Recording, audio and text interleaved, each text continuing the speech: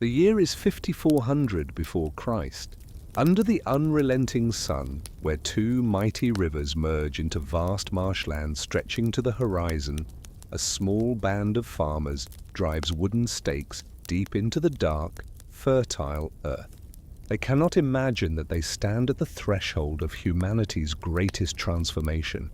All they know is that the soil here drinks the floods and gives back abundance, that fish fill the red-choked channels, and that perhaps at last their children might escape the endless wandering that has haunted mankind since the dawn of time. This delta, nestled between the Tigris and Euphrates rivers, will become the cradle of civilization, Mesopotamia, the land between rivers. Here, in the most ordinary mud, the seeds of urban life take root, seeds destined to reshape human destiny. The land itself resists definition, neither holy land nor water. It breathes with the seasons like a living thing. Spring floods turn it into an inland sea, spreading black silt that glistens under the desert sun. Summer's heat cracks the ground into hard plates, yet hidden waters sustain the roots of date palms. Winter brings renewal, readying the cycle once more. These first settlers learn that water is both their master and their servant. Too little brings death. Too much, and months of labor vanish overnight. To tame the floods becomes their greatest triumph, echoing through millennia. They carve channels to divert excess water, raise earthen barriers to protect their grain, and discover that to control water is to control life itself. The Ubaid people, as archaeologists will later call them, spread through southern Mesopotamia like droplets, seeking every hollow in the land. Their villages rise wherever high ground offers safety from the floods. Each begins the same way, a ring of mud brick homes around a humble shrine, built upon a mound of packed earth just above the floodplain. But Eridu is different. Founded around 5400 before Christ on a gentle rise above the marshes, it becomes the first true city.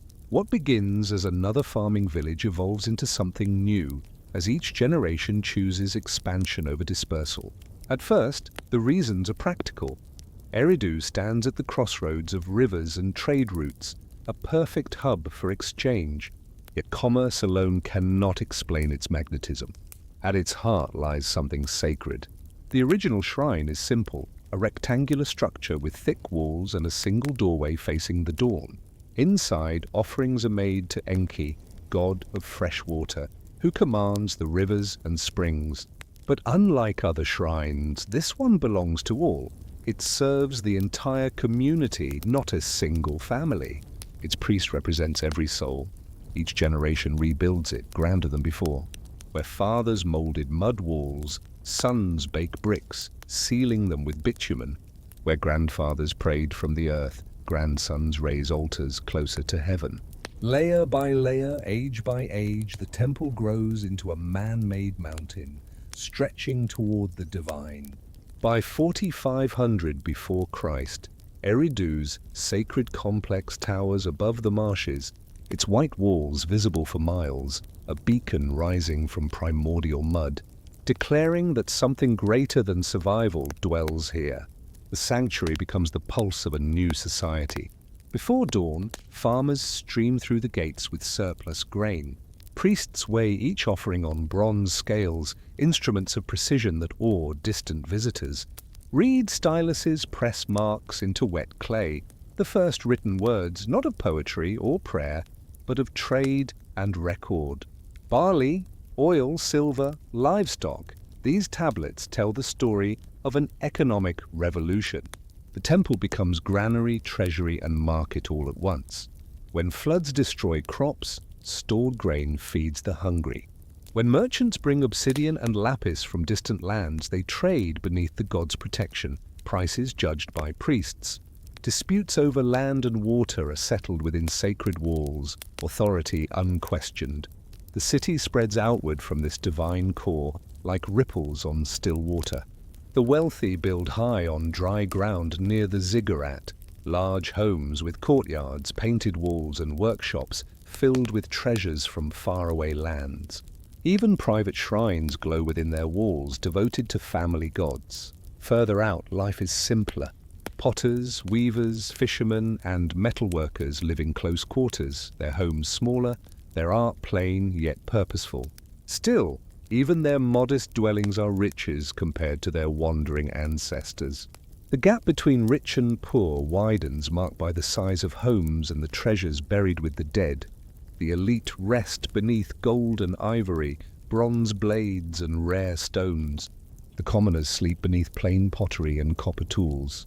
This is where hierarchy is born, so gradually that each generation accepts as natural what once would have seemed unjust. Priests claiming divine wisdom take power beyond religion. Merchants growing wealthy fund public works and feasts, trading silver for influence. Craftsmen form guilds, guarding their knowledge, binding the city's fate to their skill. By 4000 before Christ, Eridu holds 15,000 souls, a number their nomadic ancestors could never have dreamed. Children born within the city walls have never felt the uncertainty of wandering, the endless search for water and shelter that defined mortal life for countless generations. They take wonders for granted. Their great-grandparents could never have imagined streets that lead to precise destinations. Neighbors whose names and trades remain unchanged year after year. Shops where desired goods appear without weeks of travel. This is no longer a village where everyone knows each other's affairs. Eridu has become something wholly new under the sun, a true metropolis with all the opportunities and challenges that urban life entails. Its transformation spreads across southern Mesopotamia as other settlements strive to emulate the city's achievements. Uruk rises along the banks of the Euphrates, dedicated to Inanna, goddess of love and war. Earth emerges near the river's mouth, honoring Nanna, the moon god who guides travelers through darkness. Each community develops its own character and specializations, yet all follow the pattern set at the delta's edge. A vast religious complex encircled by neighborhoods arranged by wealth and occupation. Rivalry between cities drives innovation at an unprecedented speed. The invention of the potter's wheel revolutionizes ceramic production, allowing artisans to craft vessels of astonishing uniformity and beauty.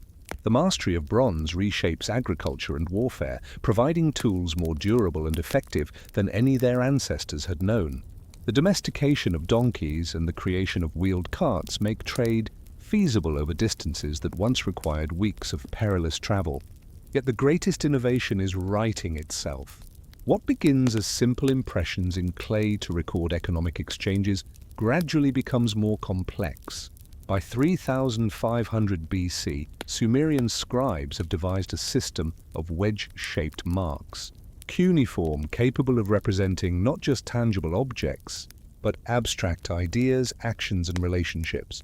The first literature is not epic poetry or hymns, but practical manuals for administration, legal codes to resolve disputes, and mathematical texts for measuring areas and volumes. Scribal schools, or edubas, become centers of learning, where young men from wealthy families master the intricate art of writing. These institutions preserve and transmit knowledge across generations, laying the foundation for future scholarship. Students copy and reorganize ancient texts, learning not only to write but to reason systematically about law, mathematics, astronomy, and theology. The Uruk period, spanning roughly 4000 to 3100 BC, sees urbanization reshape civilization itself. Uruk grows to cover nearly 6 square kilometers, its population swelling to perhaps 50,000 inhabitants. The city's influence spreads across Mesopotamia and beyond. Uruk-style settlements emerge in the region, and even in Anatolia and Iran. This expansion represents humanity's first experiments with something approaching globalization. Uruk merchants established trading posts in distant lands, disseminating Mesopotamian innovations while returning with exotic materials that local craftsmen transform into luxury goods.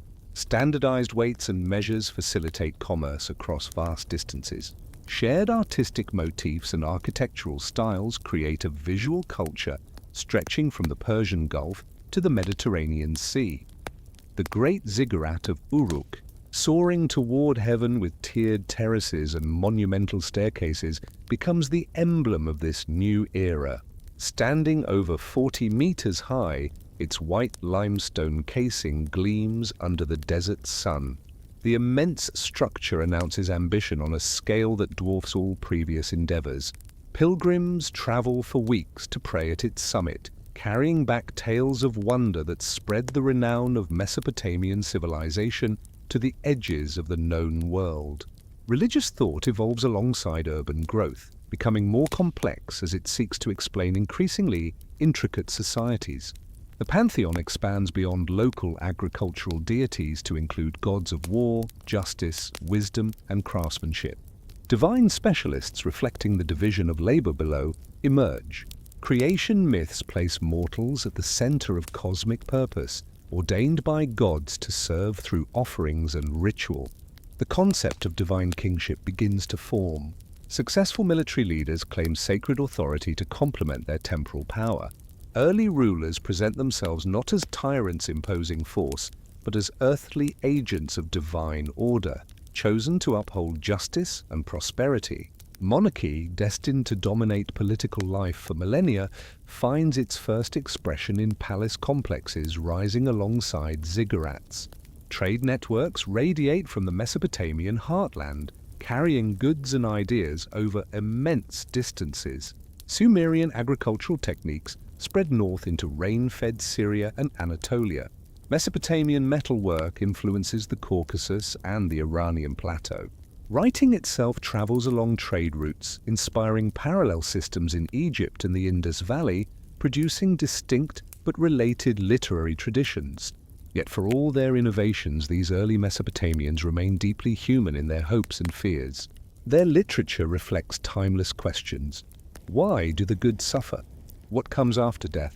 How should we treat our neighbors? What do the gods demand of mortals?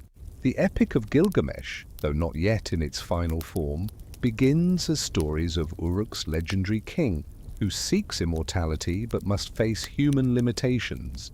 Early versions convey themes that resonate across cultures and eras: the value of friendship, the inevitability of loss, the quest for meaning in a world often cruel and arbitrary. As the 4th millennium BC concludes, the transformation is complete. Descendants of nomadic hunters and gatherers have created urban civilization with monumental architecture, complex institutions, advanced technologies, and intellectual traditions that endure for thousands of years.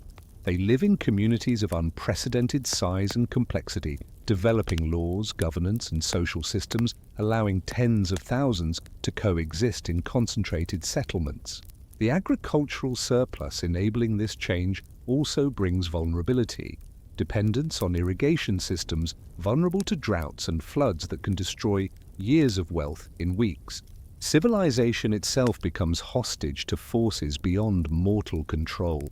Specialization breeds interdependence. Potters cannot grow their own food, farmers cannot forge their tools, priests depend entirely on others for everything but spiritual guidance. Competition intensifies as populations grow and resources dwindle. Peaceful trade evolves into military expeditions to secure essential materials or capture laborers required for urban life. Bronze weapons and organized armies transform warfare from ritual combat into campaigns designed to dismantle enemy capacity for resistance. The world that emerges from this crucible bears little resemblance to the scattered farming villages that dotted southern Mesopotamia just 2,000 years earlier.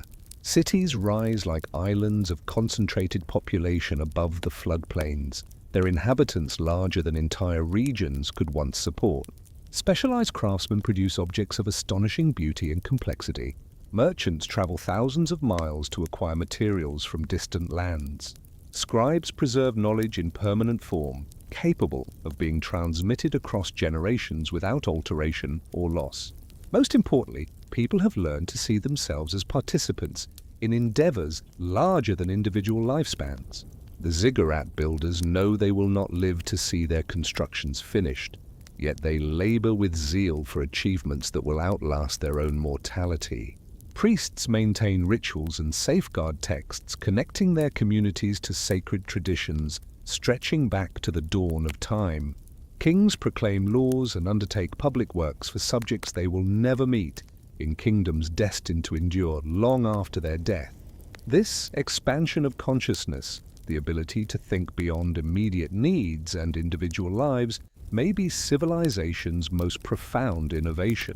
It makes possible not only cities and writing, but also art and science, law and literature, all achievements that distinguish culture from mere survival. The Sumerians, creators of the world's urban civilization, cannot know that they are establishing patterns influencing development for millennia. They only know they have built something remarkable from the delta's mud, something worthy of their children and their children's children. The age of wandering has ended. The age of cities has begun. Standing in the shadow of the great ziggurat, as the fourth millennium closes, watching merchants from distant lands conduct business in a dozen tongues, while priests record transactions in the world's earliest written script, an observer might sense a pivotal moment in civilization's story. The future stretches ahead, full of possibilities their nomadic ancestors could never have imagined. Empires and law codes, epic literature and mathematical theorems, Astronomical observations and architectural marvels. yet the past seems impossibly distant. The memory of wandering endlessly in search of game and seasonal plants has faded into myth. These city dwellers, for all their sophistication, can barely comprehend the courage and endurance of ancestors who survived for generations with nothing but stone tools and oral wisdom. The transformation is irreversible.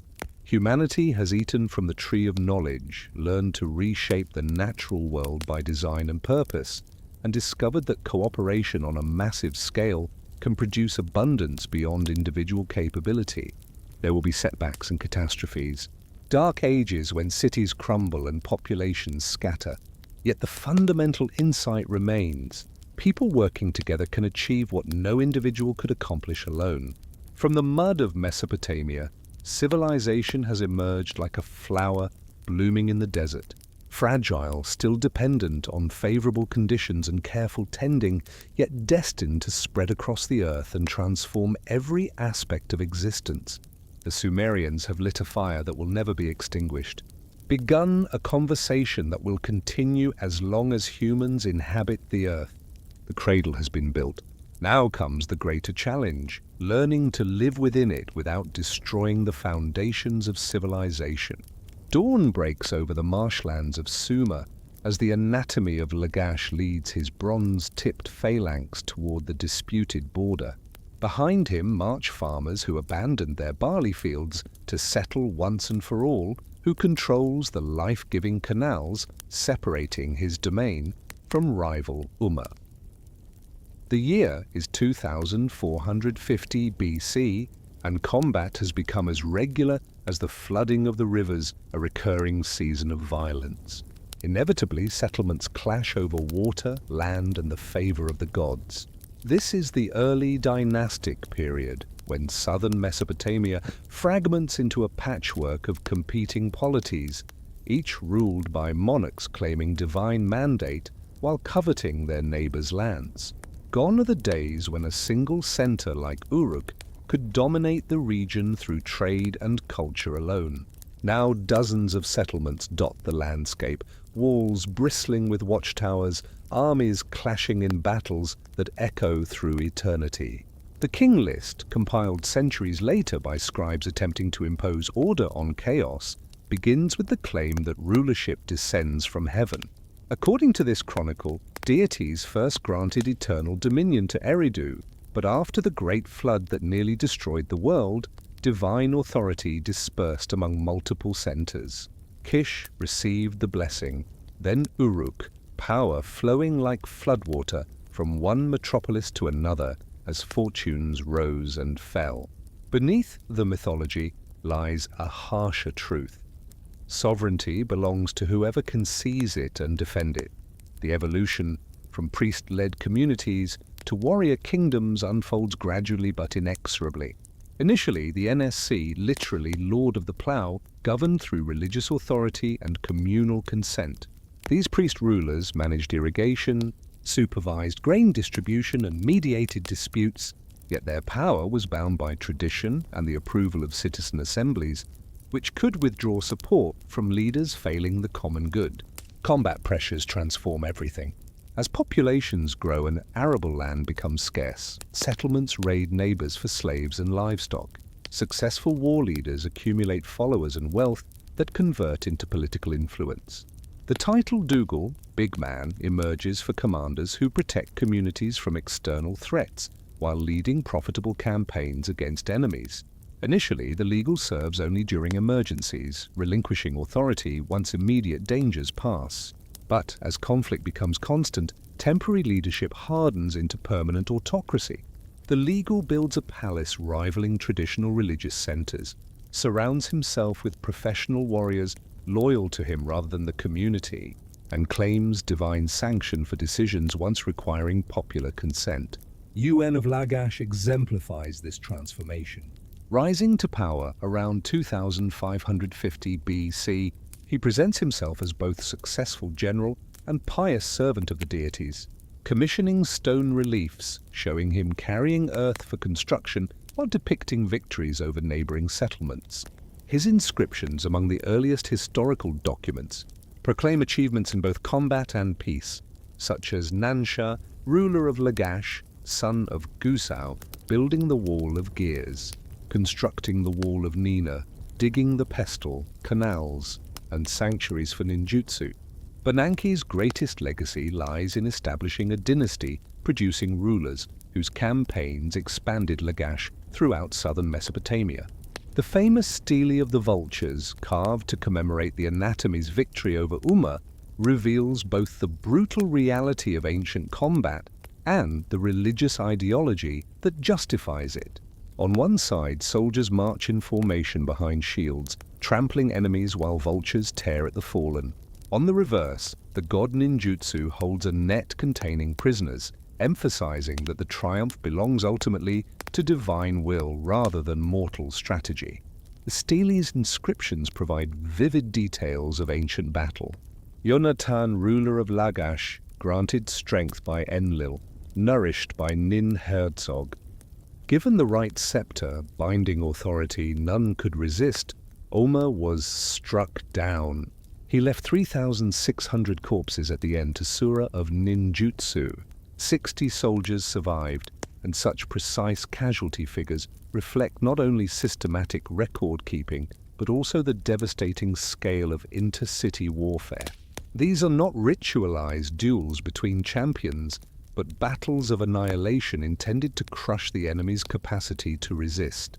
The development of organized formations, tight phalanxes of spearmen shielded by large, rectangular shields allows disciplined armies to overpower less coordinated opponents through superior tactics and equipment. Bronze weaponry provides decisive advantages to polities able to arm their warriors with metal-tipped spears and axes. Composite bows made from wood, horn, and sinew deliver range and penetrating power that overwhelm traditional leather armor. Four-wheeled battle carts, drawn by donkeys and carrying a driver plus a javelin-armed warrior, serve as mobile command platforms and symbols of authority. Yet for all their military innovations, rulers understand that lasting power depends on more than battlefield victories. Each monarch must also display divine favor through grand construction projects, elaborate religious ceremonies, and generous support for the priesthood, legitimizing autocratic rule. The palace and the ziggurat become partners in governance, combining secular and sacred authority, reinforcing one another while competing for influence over the citizenry. The economic foundation of this system rests on the institution that made urban civilization possible, the sanctuary economy. By 2500 BC, major religious complexes control vast agricultural estates, worked by dependent laborers who receive rations in exchange for their service. These sacred lands, theoretically belonging to each settlement's patron deity, generate the surplus that sustains not only priests and religious personnel, but also craftsmen, merchants, and administrators who keep complex urban societies running. Ganesh, the sanctuary administrator at Gusu, manages an economic empire rivaling modern corporate executives. His records, preserved on thousands of cuneiform tablets, reveal the staggering complexity of religious operations. Herds of cattle and flocks of sheep number in the tens of thousands. Fields planted with barley and wheat stretch across hundreds of acres. Workshops produce textiles and leather goods for both local use and long-distance trade. The sanctuary of ninjutsu employs specialists whose roles encompass nearly every urban occupation. Fullers and dyers process wool into finished cloth. Metalworkers cast bronze tools and weapons. Carpenters build everything from furniture to boats.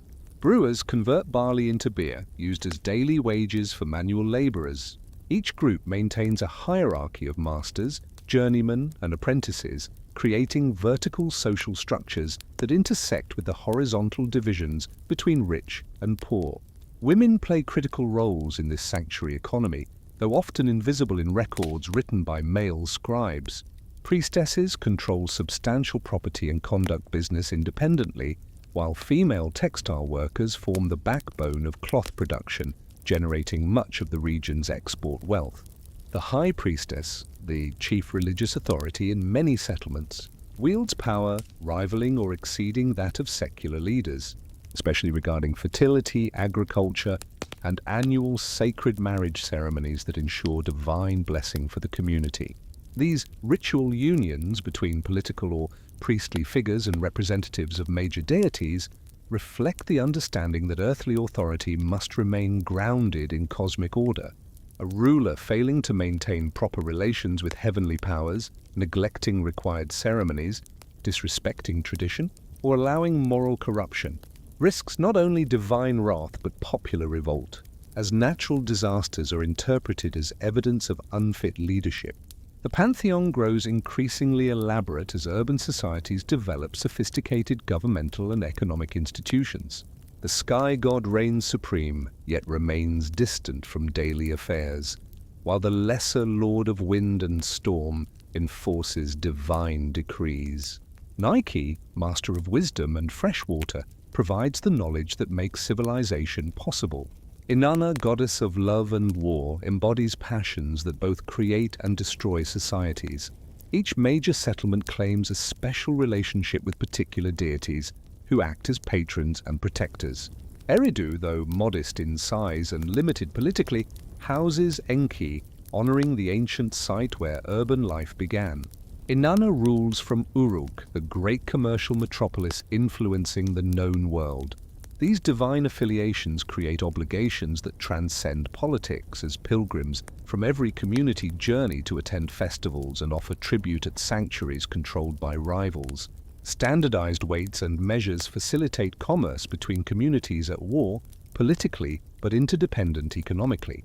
The barley standard becomes the basic unit of value, while silver serves as a medium of exchange for high-value transactions.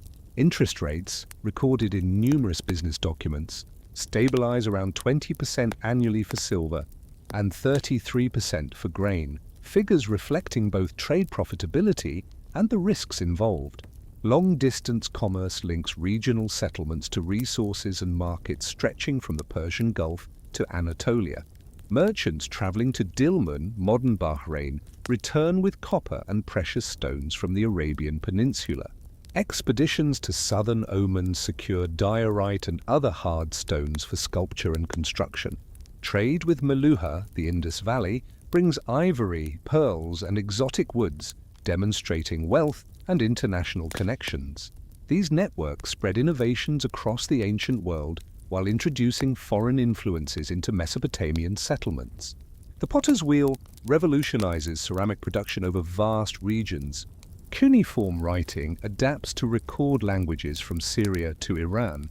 Mesopotamian artistic motifs appear on artifacts found thousands of miles from their origin. Yet cultural exchange flows both ways, as local craftsmen incorporate techniques and designs learned from foreign artisans. Religious concepts evolve through contact with other theological traditions. Even the Epic of Gilgamesh, quintessentially Mesopotamian in theme and setting, incorporates narrative elements influenced by neighboring cultures. The invention of the lunar calendar brings mathematical precision to agriculture, and religious observance.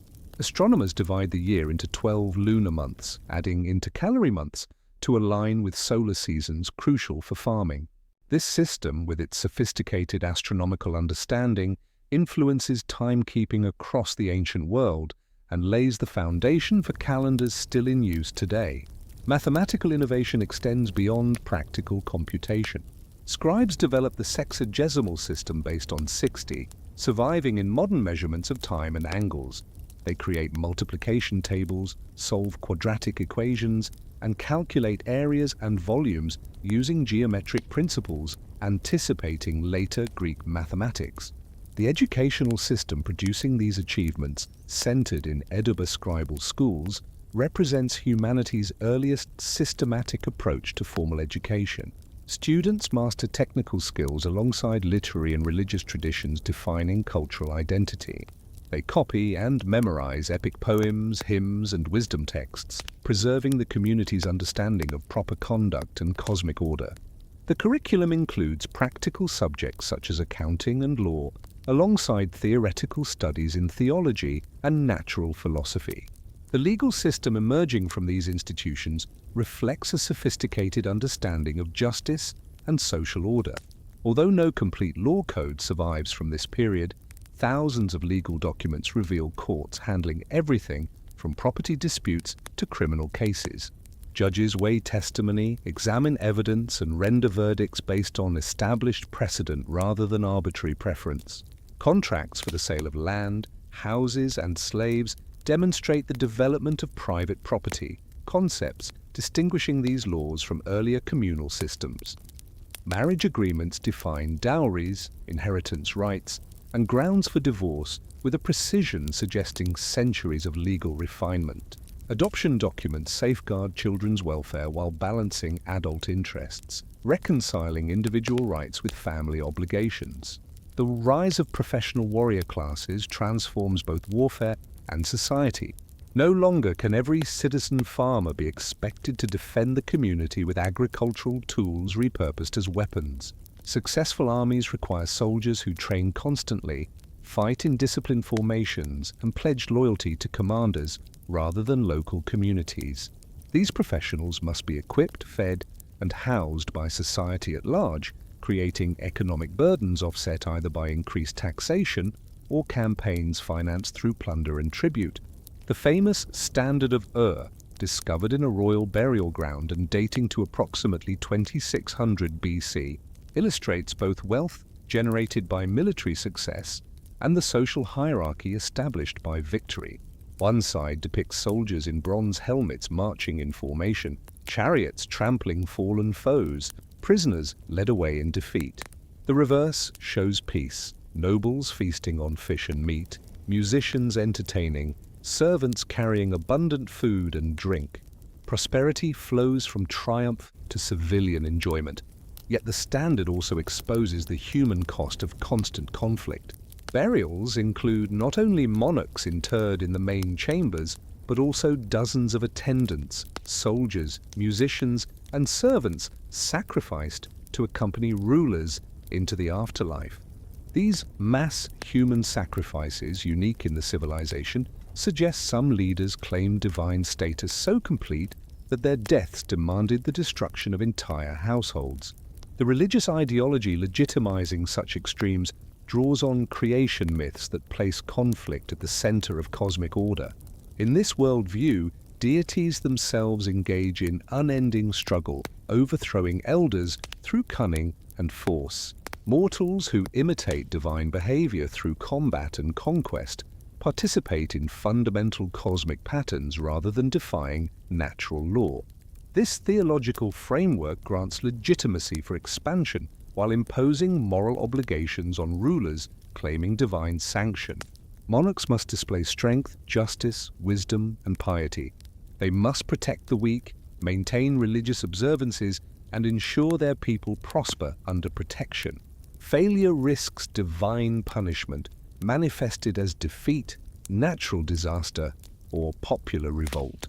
Autocratic ideology reaches sophisticated expression in the literary works crafted for palace audiences. Court poets compose hymns praising achievements while establishing standards for proper conduct.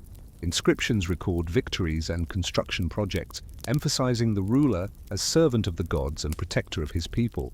These literary innovations culminate in the earliest versions of the Epic of Gilgamesh, transforming Uruk's historical ruler into a legendary hero whose adventures probe fundamental questions of human nature and divine justice. Though Gilgamesh possesses superhuman strength and accomplishes mighty deeds, he must ultimately accept the limitations distinguishing mortals from the divine. His friendship with Enkidu, grief over his companion's death, and futile quest for immortality express themes transcending the specific context of Mesopotamia. By 2400 BC, the system of competing polities achieves remarkable stability despite ongoing conflict. No single power can conquer and hold all others, creating a balance that allows each community independence while participating in a shared cultural sphere. Trade continues even between enemies. Religious festivals draw pilgrims from hostile territories, and cultural innovations spread rapidly across the region. Yet this success seeds future transformation. The wealth generated by urban civilization, technologies honed through constant conflict, and administrative systems managing complex societies provide the tools ambitious rulers will use to transcend fragmented structures. The age of empires approaches, offering opportunities and dangers, testing whether civilization can adapt to challenges beyond previous experience. Dugout dodgers stand ready to attempt what no ruler has achieved, unifying all Sumer under a single crown. Success will demonstrate the obsolescence of fragmented governance, while failure reveals that independence faces threats exceeding traditional intercity conflict. The old world trembles on the brink of change. New powers rise in the north, where Semitic peoples adopt local techniques and develop innovations of their own. The future favors empires over independent polities, professional armies over citizen militias, rulers claiming universal dominion over local authority. But for now, in this golden afternoon of civilization, ancient settlements maintain proud independence. Their walls stand strong, deities receive proper honor, and people prosper under leaders balancing ambition with tradition. The greatest achievements of the world's earliest urban culture lie ahead, awaiting challenges that will either destroy or transform all that has been built in the darkness before dawn. The high priestess and head Hwana ascends the sacred steps of Eridu's great ziggurat. Her bare feet whisper against stones worn smooth by countless pilgrims, while below, the sleeping metropolis spreads like a vast web of flickering oil lamps. The year is 2285 BC, and within her mind dwell the most profound questions tormenting the mortal soul. Why do humans suffer while the immortal realm endures in bliss? What meaning can finite beings find in an infinite cosmos? How should the living honor the dead who have passed beyond earthly concerns? Tonight, as every night for the past decade, Hwana will stand before the statue of Nana, the moon god, and weave these eternal mysteries into words, transforming ancient wisdom into living truth. She is humanity's first named author, daughter of Sargon of Akkad, yet her literary genius transcends politics and conquest. In her hymns and poems, life, birth, death, love, loss, triumph, and catastrophe become windows into the structure of reality itself. The worldview emerging from these sacred texts portrays a cosmos magnificent yet terrifying in its complexity. Unlike later mythologies imagining comfortable heavens or peaceful afterlives, this universe operates according to principles offering little consolation for those seeking simple answers. The immortal realm mirrors the mortal world in violence, jealousy, and arbitrary cruelty, while demonstrating powers of creation, wisdom, and justice beyond earthly understanding. At the summit of existence stands the distant Sky Father, whose authority encompasses all yet rarely intervenes directly, ruling through appointed subordinates overseeing specific domains. This hierarchical structure reflects political realities while providing theological explanations for nature's complexity and apparent contradictions.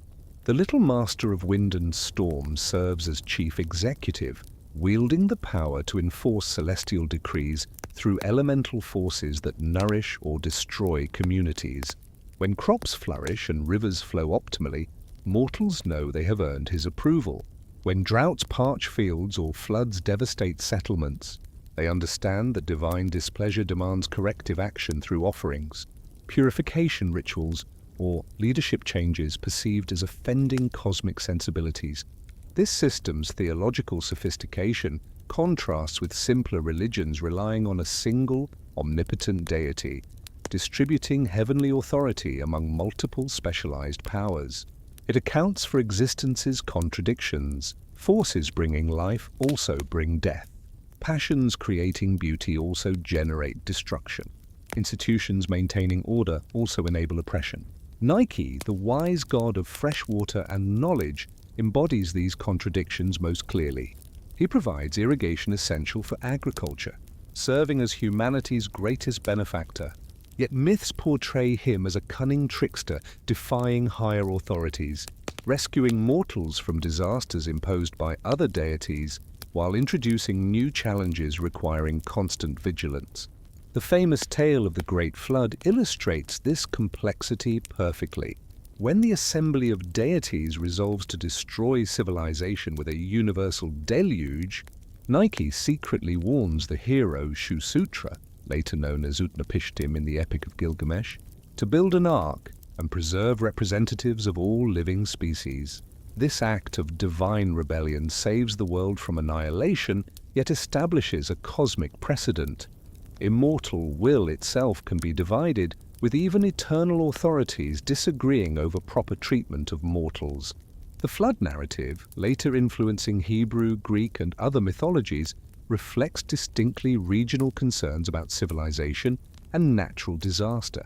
Unlike subsequent versions emphasizing moral judgment or sacred testing, the original focuses on survival in a world where catastrophic flooding is a constant threat. Shusutra succeeds not through exceptional virtue, but through superior technical knowledge, the ability to construct vessels capable of withstanding storms that would destroy conventional architecture. This emphasis on ingenuity as the key to survival reflects the pragmatic worldview of peoples who built urban civilization through constant struggle against environmental challenges. The myths celebrate not passive faith or mystical transcendence, but active problem-solving, technological innovation, and social cooperation as the qualities that allow mortals to thrive despite cosmic indifference to their welfare. Inanna, the goddess of love and conflict, represents perhaps the most psychologically complex figure in the entire pantheon. Neither purely benevolent nor entirely destructive, she embodies the contradictory impulses driving both individual behavior and historical change. Her domains include sexual passion and armed combat, fertility and political power, artistic inspiration, and ruthless ambition, all forces that make existence simultaneously wonderful and terrible. The Descent of Inanna, one of the world's earliest literary masterpieces, explores themes that resonate through every subsequent culture, attempting to understand mortality and meaning.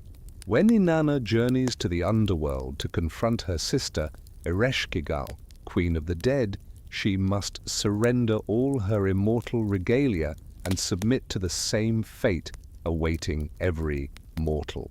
Her death plunges the upper world into barrenness and sterility, demonstrating that life and death exist in dynamic tension rather than simple opposition. Only through the intervention of loyal servants and the wisdom of Enki does Inanna return to life. But her resurrection comes at a cost. She must provide a substitute to take her place in the realm of the dead, eventually choosing her lover Dumuzi, whose pastoral contentment failed to recognize the magnitude of her suffering. This cruel yet just decision establishes the theological foundation for seasonal change. Dumuzi's annual death and rebirth explain why vegetation dies in summer heat and returns with winter rains. The myth's exploration of love, betrayal, and sacrifice addresses universal experiences while providing practical explanations for agricultural cycles essential to survival. Yet its deeper significance lies in the unflinching examination of mortality. Unlike religious systems promising eternal reward for virtue, this theology acknowledges that death comes to all creatures, innocent or guilty, and that meaning must be created through action rather than discovered through divine revelation. The sacred marriage ceremonies reenacting Nana's relationship with Inanna represent civilization's most sophisticated attempt to harmonize human desire with cosmic necessity. Each year, the ruler or his representative ritually couples with a priestess embodying the goddess, symbolically ensuring that immortal fertility continues blessing the community's crops and livestock. These elaborate rituals, involving days of preparation, public processions, and ceremonial feasting, demonstrate the central role of sexuality in understanding sacred power, while revealing anxieties about the relationship between earthly authority and celestial approval. The ruler participating in sacred marriage claims intimate connection with eternal powers, but also accepts responsibility for outcomes beyond mortal control. If the rains fail or the harvest disappoints, religious logic holds that the sacred union was improperly performed, that moral or ritual failures disrupted the cosmic harmony essential for prosperity. This theological framework places enormous psychological pressure on political leaders while providing mechanisms for social change. When existing authorities fail, popular uprisings invoke religious justification, asserting that mortal dissatisfaction with corrupt or incompetent leadership requires new representation in the sacred marriage rituals, ensuring community survival. The Epic of Gilgamesh, emerging gradually from oral tradition, addresses these concerns through the story of a ruler whose extraordinary strength and achievements cannot save him from the universal fate awaiting all mortals. The historical Gilgamesh, probably ruler of Uruk around 2700 BC, becomes mythologically transformed into a figure embodying both the possibilities and limitations of ambition. The epic opens with Gilgamesh as a tyrant whose abuse of power alienates his subjects and offends the immortal order. In response to popular complaints, the deities create Enkidu, a wild man who initially lives among animals but gradually learns civilized behavior through encounters with society. The friendship that develops between these contrasting figures, the over-civilized ruler and the barely domesticated wild man, explores fundamental questions about the relationship between nature and culture, individual desire and social responsibility. Their joint adventures, including the defeat of the monster Humbaba and the slaying of the Bull of Heaven, demonstrate that heroic achievement requires both raw strength and civilized skill, showing that the greatest accomplishments emerge from cooperation between complementary personalities rather than solitary effort. Yet these victories provoke celestial anger, ultimately leading to Enkidu's death and plunging Gilgamesh into grief that transforms his understanding of existence. The epic's final episodes, recounting Gilgamesh's futile quest for immortality, confront the questions that haunt every consciousness. What happens after death? Can exceptional individuals transcend mortal limits? Is there ultimate meaning to achievements that time will inevitably erase? The epic offers no false comfort, but rather a mature acceptance of finitude combined with affirmation of the values making limited existence worthwhile.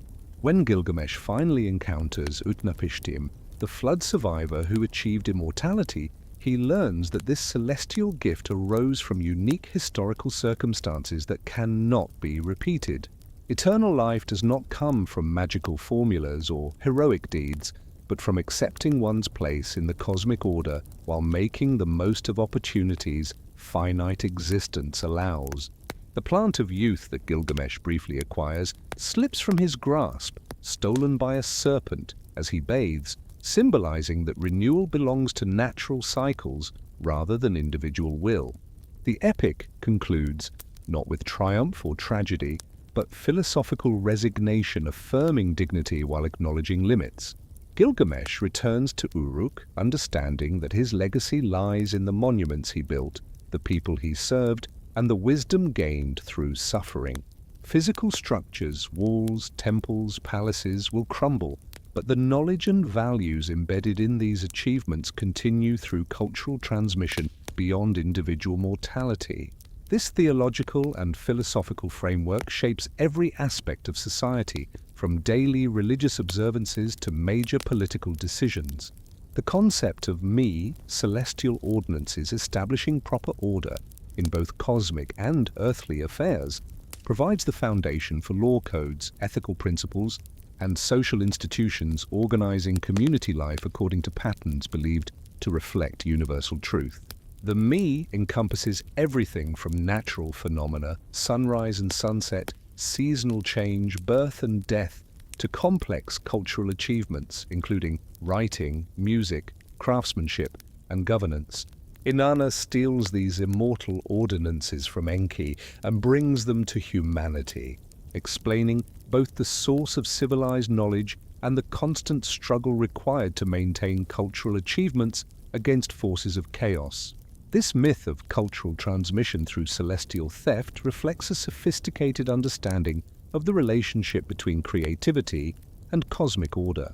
Unlike systems attributing knowledge solely to divine revelation, this theology recognizes that cultural progress demands active effort, often involving rebellion against conservative authorities favoring tradition over innovation. The educational system preserving and transmitting these insights operates through schools attached to major temples. Here, young scribes learn technical skills alongside literary and religious traditions defining cultural identity. The curriculum includes copying and memorizing myths, hymns, and wisdom literature, alongside practical subjects like mathematics, accounting, and correspondence. These schools produce the intellectual elite serving as administrators, judges, priests, and teachers. Their common education creates shared cultural references and values, facilitating communication across political boundaries, while ensuring local traditions remain connected to broader regional developments. Literature from these educational contexts demonstrates remarkable psychological sophistication in exploring motivation and celestial justice. Texts like the poem of the righteous sufferer, sometimes called the Job of Babylon, examine undeserved suffering with intellectual honesty, refusing easy theological solutions. The protagonist's anguish, despite careful observance of religious duties, reflects genuine spiritual crisis rather than conventional piety. Resolution comes not through understanding why misfortune occurs, but through renewed trust in cosmic justice operating beyond mortal comprehension.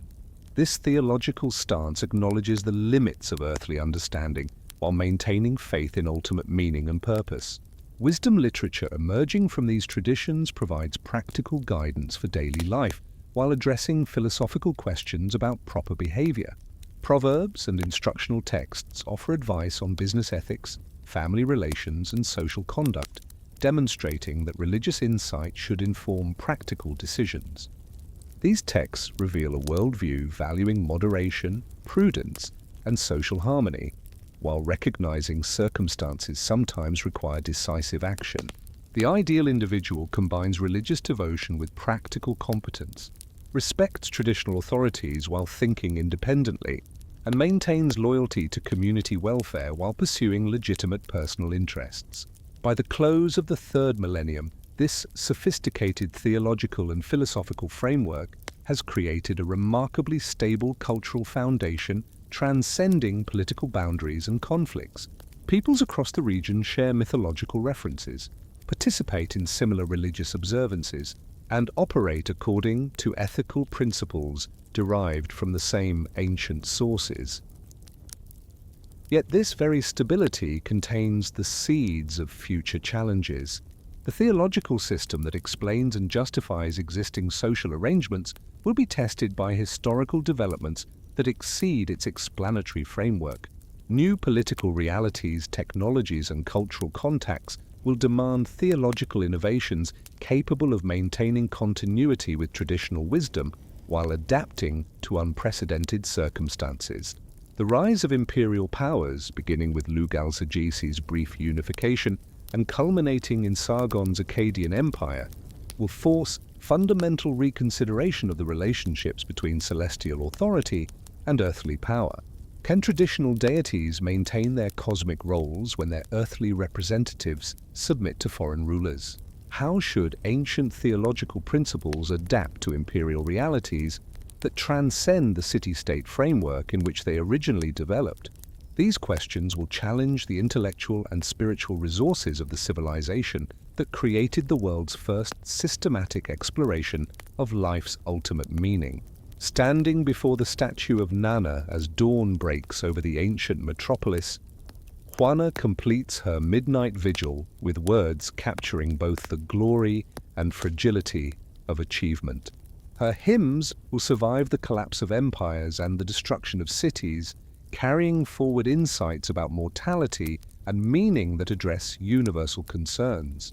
Yet she cannot know whether the civilization nurturing such wisdom possesses the adaptability necessary to survive the transformations awaiting it.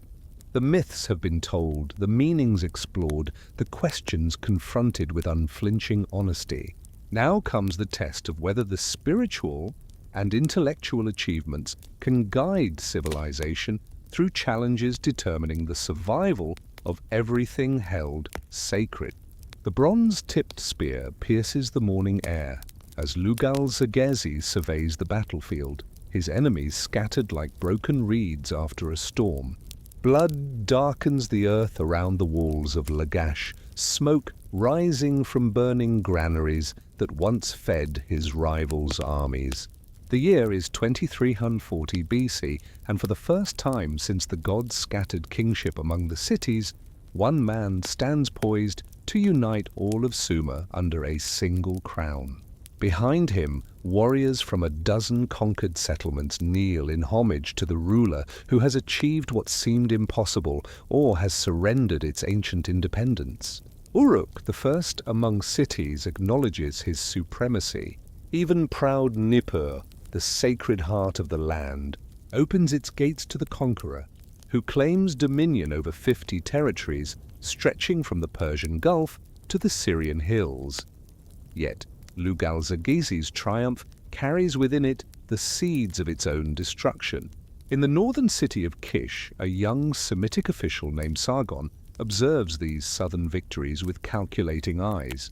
Soon the world will know him as Sargon, and his revolution will transform not merely the territorial map of Mesopotamia, but the very nature of royal power itself.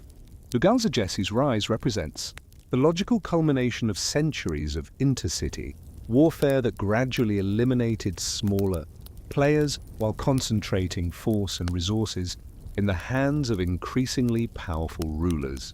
Unlike previous conquerors seeking tribute or temporary dominance, the Lord of Uruk pursues systematic annexation that dissolves traditional boundaries between victor and vanquished. His methods reveal a sophisticated understanding of both battlefield strategy and governmental psychology.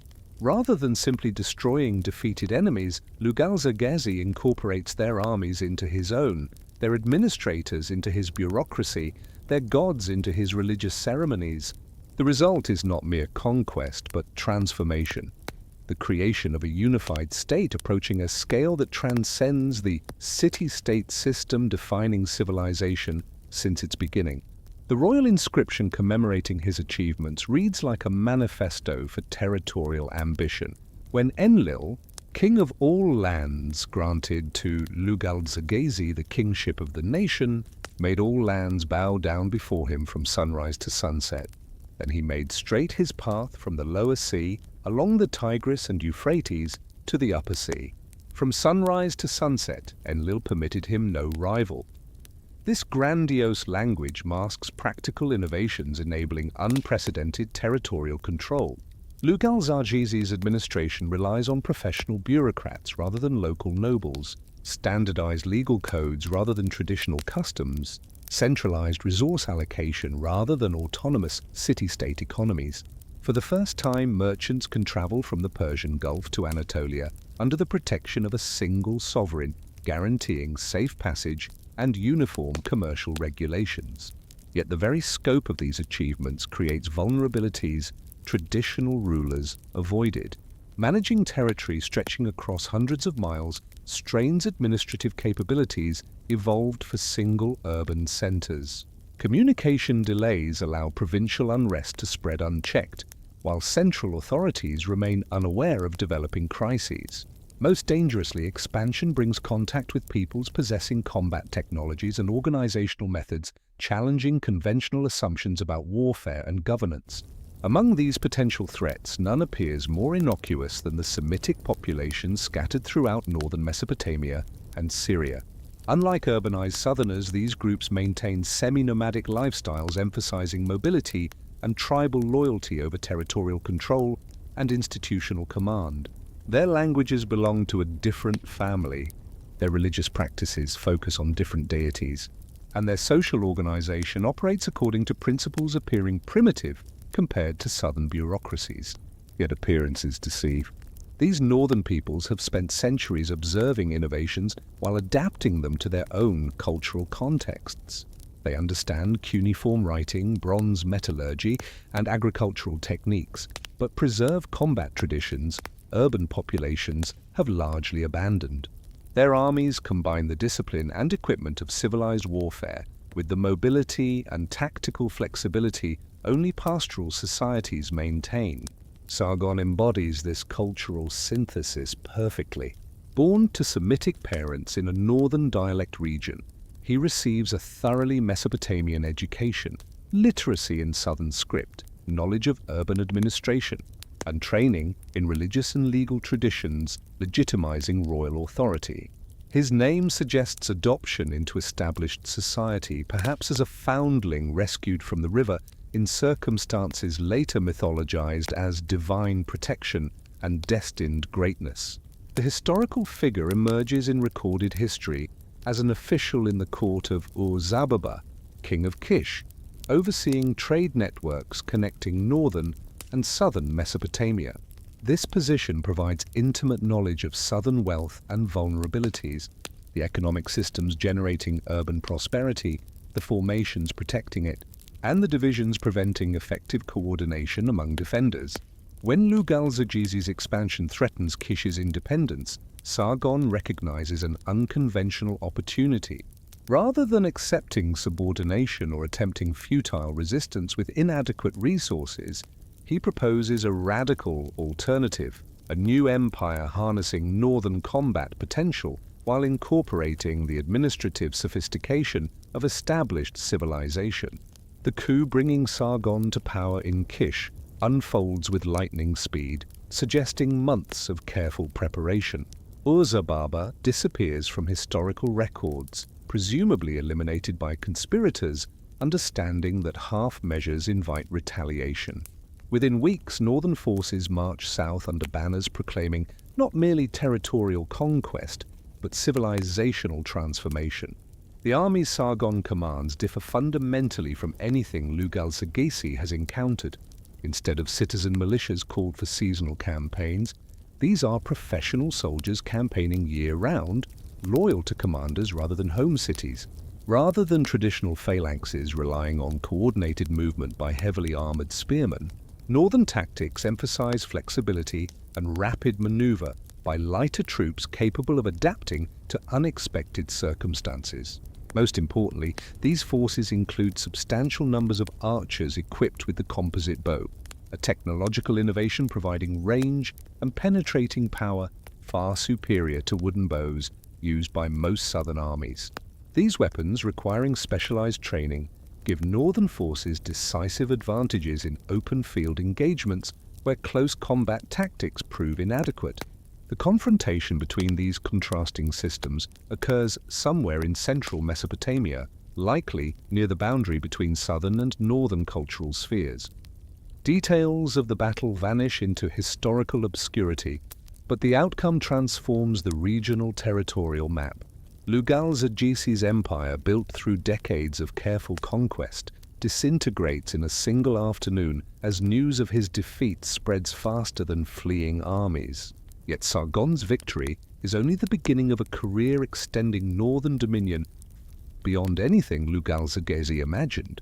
The new emperor possesses not merely superior tactical methods, but strategic vision encompassing geographical and cultural horizons, dwarfing those of traditional Mesopotamian rulers. Within 5 years, his forces reach the Mediterranean, establishing tributary relationships with cities recorded in cuneiform. For the first time, expeditions into Anatolia secure access to silver mines and timber resources Mesopotamia has long required but never directly controlled. Campaigns into the Zagros Mountains established dominion over trade routes linking Mesopotamia to the Iranian plateau and Central Asia. The speed and scope of these conquests reflect not only tactical superiority, but also the appeal northern rule holds for populations suffering under traditional methods.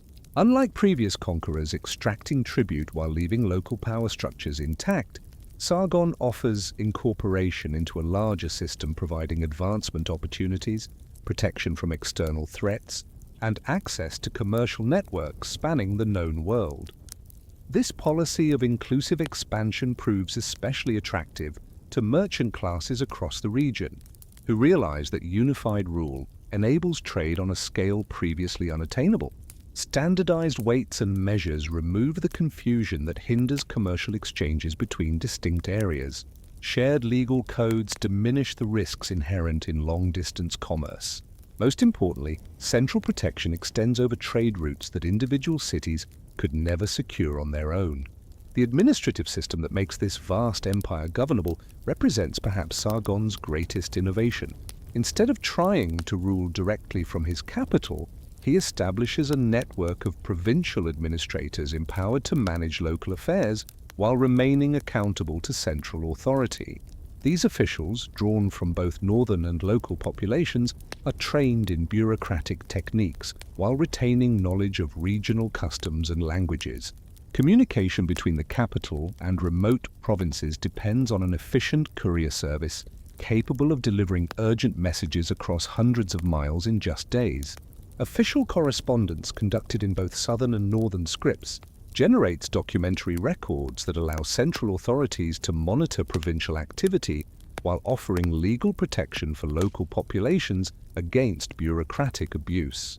Yet the most revolutionary aspect of this system lies in its treatment of cultural and religious diversity. Unlike traditional Mesopotamian rulers who claimed the supremacy of their patron gods, the northern emperor presents himself as a servant to all deities worshipped throughout his territories. His royal inscriptions invoke southern gods alongside northern ones. His public ceremonies incorporate religious traditions from conquered lands, and his temple-building projects honor local sacred sites while constructing new monuments to unified rule. This religious syncretism reflects practical strategy as much as personal belief. By respecting local traditions, Sargon removes a primary source of resistance that had undermined previous unification efforts. Priests and temple officials who might have led opposition instead become invested in the empire's success. Northern patronage provides resources for religious activity at a scale local rulers could never achieve. The cultural impact of this policy proves even greater than its immediate benefits. For the first time, the diverse peoples of the Near East begin participating in a shared culture that transcends ethnic and linguistic divides. Northern dialects become the language of diplomacy and commercial exchange, while Southern script retains its sacred role in religious and scholarly literature. This bilingual literary environment sparks innovations neither tradition could achieve alone. Northern poets adapt Southern mythological themes to express their own values, while Southern scribes incorporate Northern vocabulary and grammar, expanding the expressive possibilities of their ancient language. The result is a literary renaissance producing some of the finest works in both traditions. The successes that enable this cultural flowering continue throughout Sargon's long reign. Egyptian records note northern expeditions reaching the eastern Mediterranean, while archaeological evidence indicates trade networks extending into the Indus Valley and possibly beyond. The empire forged through these conquests covers territory larger than any prior state and establishes precedents influencing governance for millennia. Yet as achievements peak, structural challenges arise that will ultimately prove fatal to northern dominance. The sheer scale of control strains ancient administrative systems. Provincial uprisings grow more frequent as locals realize the benefits cannot compensate for lost autonomy. Most ominously, the tactical advantages that facilitated initial conquests gradually spread to rivals who adapt innovations while preserving their own traditions. The reign of Sargon's grandson Nahum Sin illustrates both the potential and perils of power carried to its extreme. Unlike predecessors, who maintained the fiction of divine appointment, Nahum Sin proclaims himself an actual god, demanding worship alongside traditional deities and building temples for his own cult. This deification represents the ideological culmination, transforming successful rulers into divine figures whose authority transcends previous limits. Nahum's inscriptions describe campaigns pursued not just for territory or commerce, but for cosmic purposes shaping the universal order. Yet such claims cannot withstand defeats revealing the mortal limits of supposed gods. The invasion of the Guardian's mountain peoples from the Zagros, whose methods surpass established forces, shatters the illusion of invincibility and proves even gods can fall to enemy spears. Collapse unfolds with the same speed that marked its creation, within a generation of Nahum Sin's death. Central authority disintegrates as provincial governors assert independence. Tributary systems dissolve and trade networks fragment into competing spheres. The Guardians dominate much of Mesopotamia, though their rule proves even more unstable than the system they replaced. Yet northern powers' destruction does not erase the cultural and technological legacies spread during expansion. Cuneiform remains the medium for international correspondence long after its creators vanish. Artistic styles and architectural methods developed in this era influence regions never directly under northern rule. Most importantly, the idea of universal empire survives, inspiring future rulers to attempt replication while avoiding past errors. The memory of unified authority becomes a guiding ideal for conquerors, from Neo-Assyrian emperors who reunify Mesopotamia 7 centuries later to Alexander the Great's vision of a world empire merging Greek and Oriental traditions. For Southerners, this era represents both catastrophe and opportunity. The loss of independence destroys the city-state system defining their civilization for centuries. Yet northern patronage also fosters cultural achievements surpassing anything from the fragmented period. The synthesis of southern learning with northern innovation produces intellectual and artistic works that represent the pinnacle of Mesopotamian civilization. As the third millennium closes amid collapse and barbarian invasions, the future of ancient culture hangs in the balance. Can a people who have lost independence preserve their identity? Will institutions and traditions that created the world's first civilization survive foreign domination and social upheaval? Answers await new leaders tasked with balancing innovation and tradition, territorial ambition and local loyalty, cultural continuity and historical adaptation. The age of city-states ends forever, destroyed by forces its own innovations enabled. The age of empires begins, bringing opportunities and dangers, testing the resilience of every achievement Mesopotamian civilization accomplished. Survival demands not only strength or prosperity, but the capacity to adapt ancient wisdom to unprecedented circumstances while preserving the values defining civilization. The revolution is complete. The far harder task is living with its consequences. In the shadow of ancient ziggurats, Onoma kneels before the moon god Nana. As dawn illuminates a world transformed by chaos, the year is 2112 BC, and the proud descendant of fishermen and date farmers prepares to accept a crown, restoring glory to a civilization once seemingly doomed. The remnants of Sumer's greatest cities lie scarred by decades of barbarian occupation.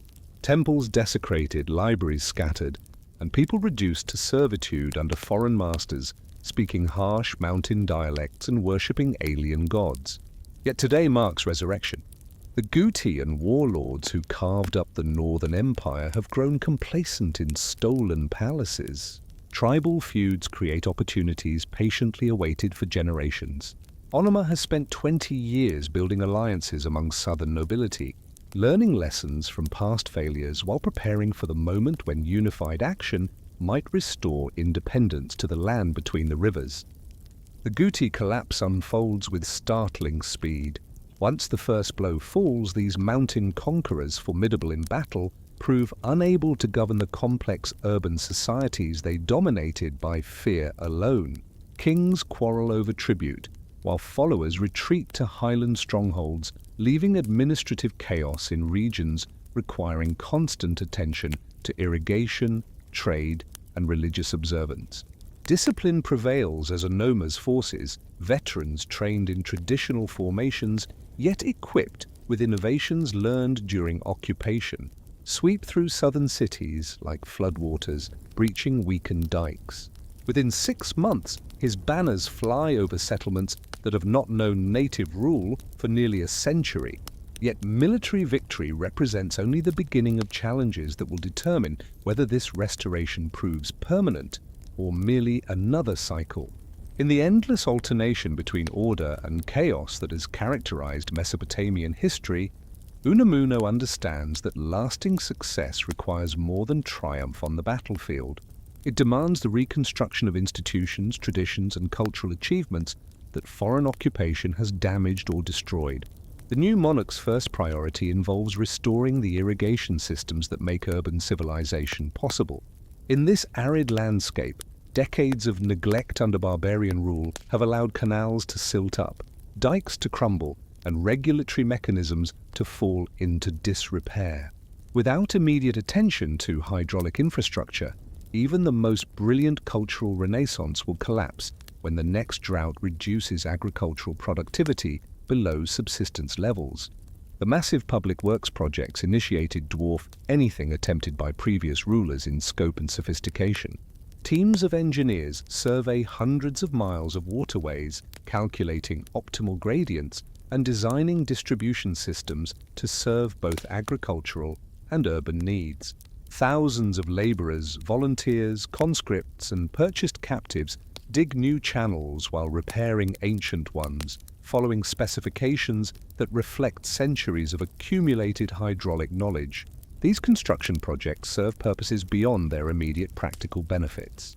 They provide employment for populations displaced by years of warfare and occupation, creating economic stability that allows normal social relationships to resume.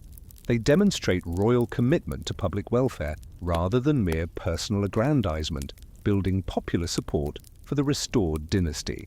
Most importantly, they establish visible symbols of renewed prosperity that attract merchants, craftsmen, and scholars from across the region.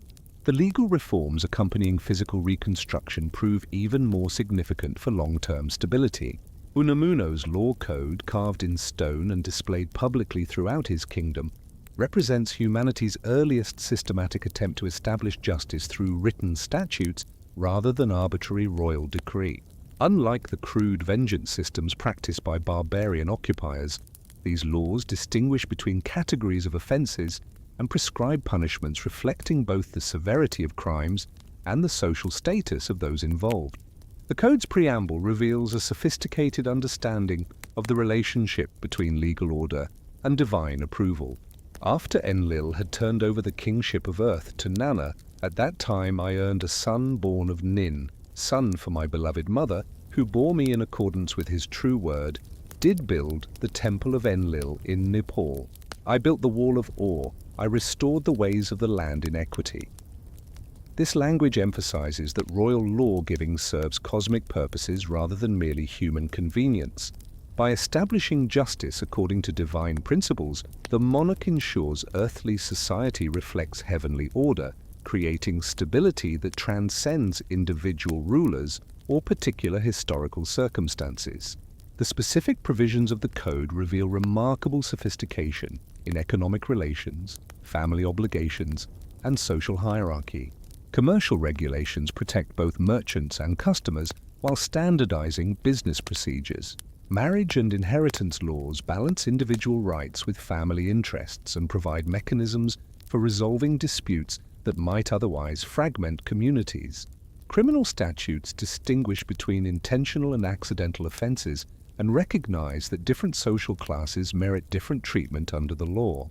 Perhaps most remarkably, the code establishes monetary compensation rather than physical retribution as the preferred remedy for most offenses. Unlike the eye for an eye principle characteristic of later legal systems, Unamuno's statutes emphasize restoration over revenge, recognizing that community welfare benefits more from restitution than from violence that perpetuates cycles of conflict. These legal innovations prove crucial for governing the multi-ethnic population characterizing the Third Society.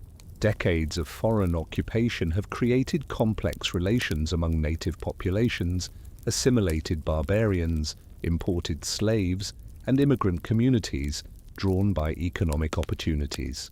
Traditional tribal justice cannot handle disputes crossing ethnic boundaries, while arbitrary royal decisions create unsustainable precedents. Written law codes provide solutions transcending cultural differences while remaining flexible enough to adapt locally.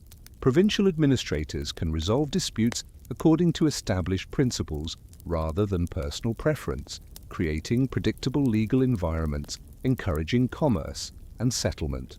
Appeals to higher courts prevent local prejudices from fully overriding royal intentions while acknowledging regional variations in custom. The administrative system implementing these legal reforms represents perhaps Unamuno's most enduring innovation.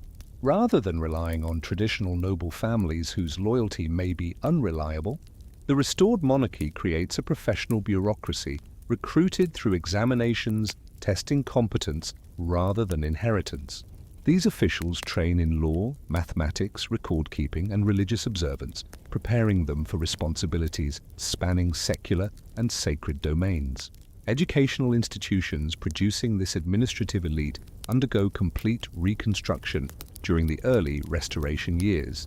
Scribal schools surviving barbarian occupation as underground institutions emerged to establish curricula combining traditional learning with practical skills needed to govern complex societies. Students master classical texts, preserving ancient wisdom alongside contemporary techniques for surveying land, calculating taxes, managing warehouses, and conducting diplomatic correspondence.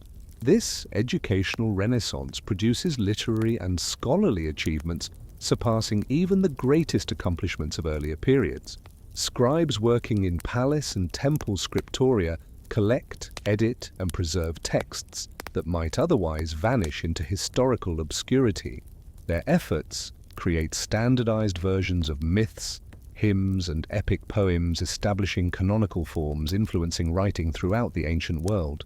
The Epic of Gilgamesh receives its classic formulation during this period, as editors weave various regional traditions into a unified narrative exploring universal themes through distinctly Mesopotamian perspectives. Similarly, creation myths, flood stories, and divine genealogies achieve forms transmitted to later civilizations, carrying forward theological and philosophical insights representing the mature expression of humanity's earliest systematic religious thinking.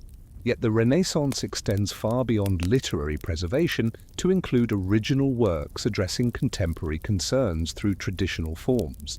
Court poets celebrate royal achievements while examining the moral obligations accompanying political power. Religious writers explore theological questions raised by recent experiences, particularly divine justice in a world where foreign barbarians temporarily triumph over civilized peoples, maintaining proper relations with traditional deities. Architectural projects symbolizing this cultural flowering surpass prior achievements in scale and sophistication. Unamuno's ziggurat rises over 60 meters above the surrounding plain, becoming the largest religious structure yet constructed in Mesopotamia. Its staged terraces, connected by ceremonial staircases and decorated with elaborate ornamentation, create a visible symbol of restored glory seen for miles across the delta. Constructing this massive monument demonstrates administrative sophistication. Engineers coordinate thousands of laborers while managing supply chains, bringing materials from quarries hundreds of miles away. Architects design structural systems capable of supporting enormous weight while creating interior spaces for ceremonies involving hundreds. Artists develop decorative programs conveying theological messages understandable to both literate and illiterate audiences. The economic foundation supporting these cultural achievements rests on commercial innovations surpassing anything attempted by previous governments. Unamuno's administrators create the world's first systematic approach to state-controlled economic planning, with central authorities coordinating production, distribution, and consumption across the kingdom. This system, documented through tens of thousands of cuneiform tablets in palace and temple archives, demonstrates organizational complexity rivaling modern corporate structures. The famous redistribution center at Draheim illustrates the scale and efficiency of this planned economy. Strategically located between major cities, it receives livestock tribute from throughout the kingdom, processes animals for ritual and secular consumption, and distributes meat according to schedules ensuring adequate supplies for festivals, royal ceremonies, and administrative personnel. Records show Draheim handles hundreds of thousands of cattle, sheep, and goats annually, requiring transportation, storage, processing, and distribution spanning the agricultural calendar. Similar centralized management extends to other economic sectors: textile production, metalworking, pottery manufacture, and agricultural processing operate according to state plans, allocating resources, assigning quotas, and distributing finished products based on governmental priorities rather than market mechanisms. This system eliminates inefficiencies and inequalities of purely commercial economies while ensuring essential goods remain available even during environmental stress or external threats. Yet, the very success of this planned economy creates vulnerabilities that will ultimately contribute to the dynasty's collapse.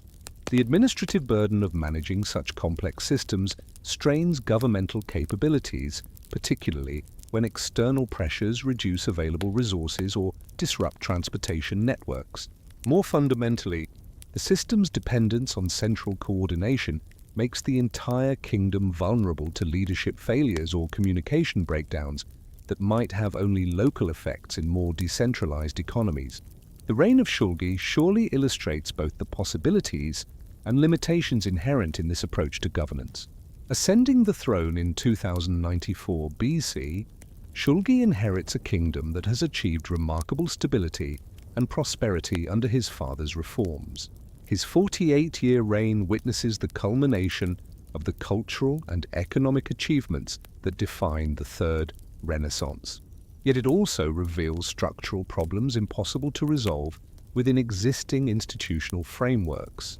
Shulgi's early years focus on consolidating and extending his father's innovations rather than introducing fundamental changes to governmental systems that appear to function effectively.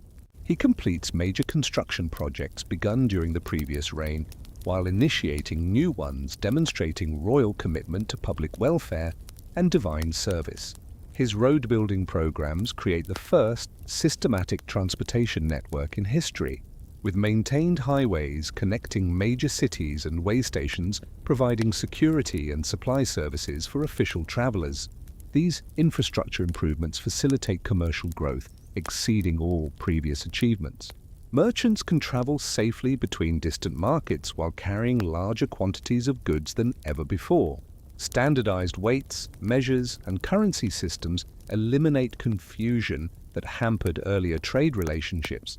Most importantly, royal protection extends to commercial activities across the entire kingdom, reducing risks that previously required substantial profit margins to justify long-distance ventures. The cultural achievements of Shulgi's middle years represent the pinnacle of literary and artistic accomplishment. Palace schools produce scholars whose mathematical, astronomical, and linguistic expertise surpasses anything achieved by previous civilizations. The king himself receives a literary education, enabling him to compose hymns and poems whose technical sophistication demonstrates the high level of cultural refinement characterizing the court. These royal compositions, celebrating both personal achievements and cosmic themes, establish precedents for ruler poets that influence literary traditions throughout the ancient world. Yet the later years of Shulgi's reign reveal growing problems that administrative efficiency cannot resolve. Climate change reduces agricultural productivity throughout the region, straining resource allocation systems dependent on predictable surpluses. Population growth outpaces economic expansion, creating social tensions that challenge traditional mechanisms for maintaining order. Most ominously, external pressures increase as nomadic peoples displaced by environmental changes begin migrating toward Mesopotamian territories, offering greater security and prosperity. The Amorite invasions that eventually destroy the Third Dynasty begin as gradual infiltration rather than dramatic conquest. These Semitic nomads, driven from traditional grazing areas by drought and tribal competition, initially seek employment as mercenaries, laborers, and trading partners rather than territorial control. Their assimilation into existing social structures proceeds peacefully enough that royal administrators view them as assets rather than threats. Yet demographic change gradually alters the kingdom's ethnic and cultural composition, undermining traditional institutions. Amorite settlers bring different languages, religious practices, and social customs, challenging the homogeneity essential for centralized administration. Their tribal loyalties compete with royal allegiance, creating alternative centers of authority that fragment the unified command structure on which the planned economy depends. The death of Shulgi in 2047 BC marks the beginning of accelerated decline, as his successors prove incapable of adapting governmental systems to changing circumstances. Amarsin and Shusin attempt to maintain traditional policies despite clear evidence that external conditions require fundamental innovation. Their rigid adherence to established procedures reflects both conservative institutional culture and genuine uncertainty about alternatives that might preserve essential achievements. While adapting to new realities, the final collapse comes with devastating swiftness during the reign of Ibisin, as multiple crises converge to overwhelm administrative capabilities that had functioned effectively for over a century. Pressure intensifies beyond the kingdom's capacity to absorb or resist, while Elamite invasions from the east exploit internal divisions created by foreign occupation. Environmental degradation compounds these political challenges. Soil salinization reduces agricultural productivity in core territories required to support both traditional populations and recent immigrants. The fall of in 2004 BC represents more than political transition. It marks the end of the last period of native rule Sumer will ever experience. Lament literature commemorating this catastrophe expresses grief transcending immediate political concerns to encompass the destruction of cultural achievements that will never be fully restored. The lament for captures the magnitude of loss in language resonating across millennia. O my city, attacked without cause. O my city, attacked and destroyed. O my city that exists no more. The day that came to be for my city, that day of storm, destructive of all things. That day that came to be for me. That day when my city was destroyed.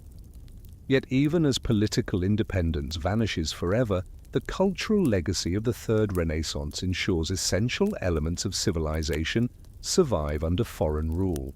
The legal codes, literary works, architectural techniques, and administrative methods developed during this final flowering influence subsequent developments throughout Mesopotamia and beyond. Future empires adopt and adapt these innovations, though lacking the cultural context that gave them original meaning and power.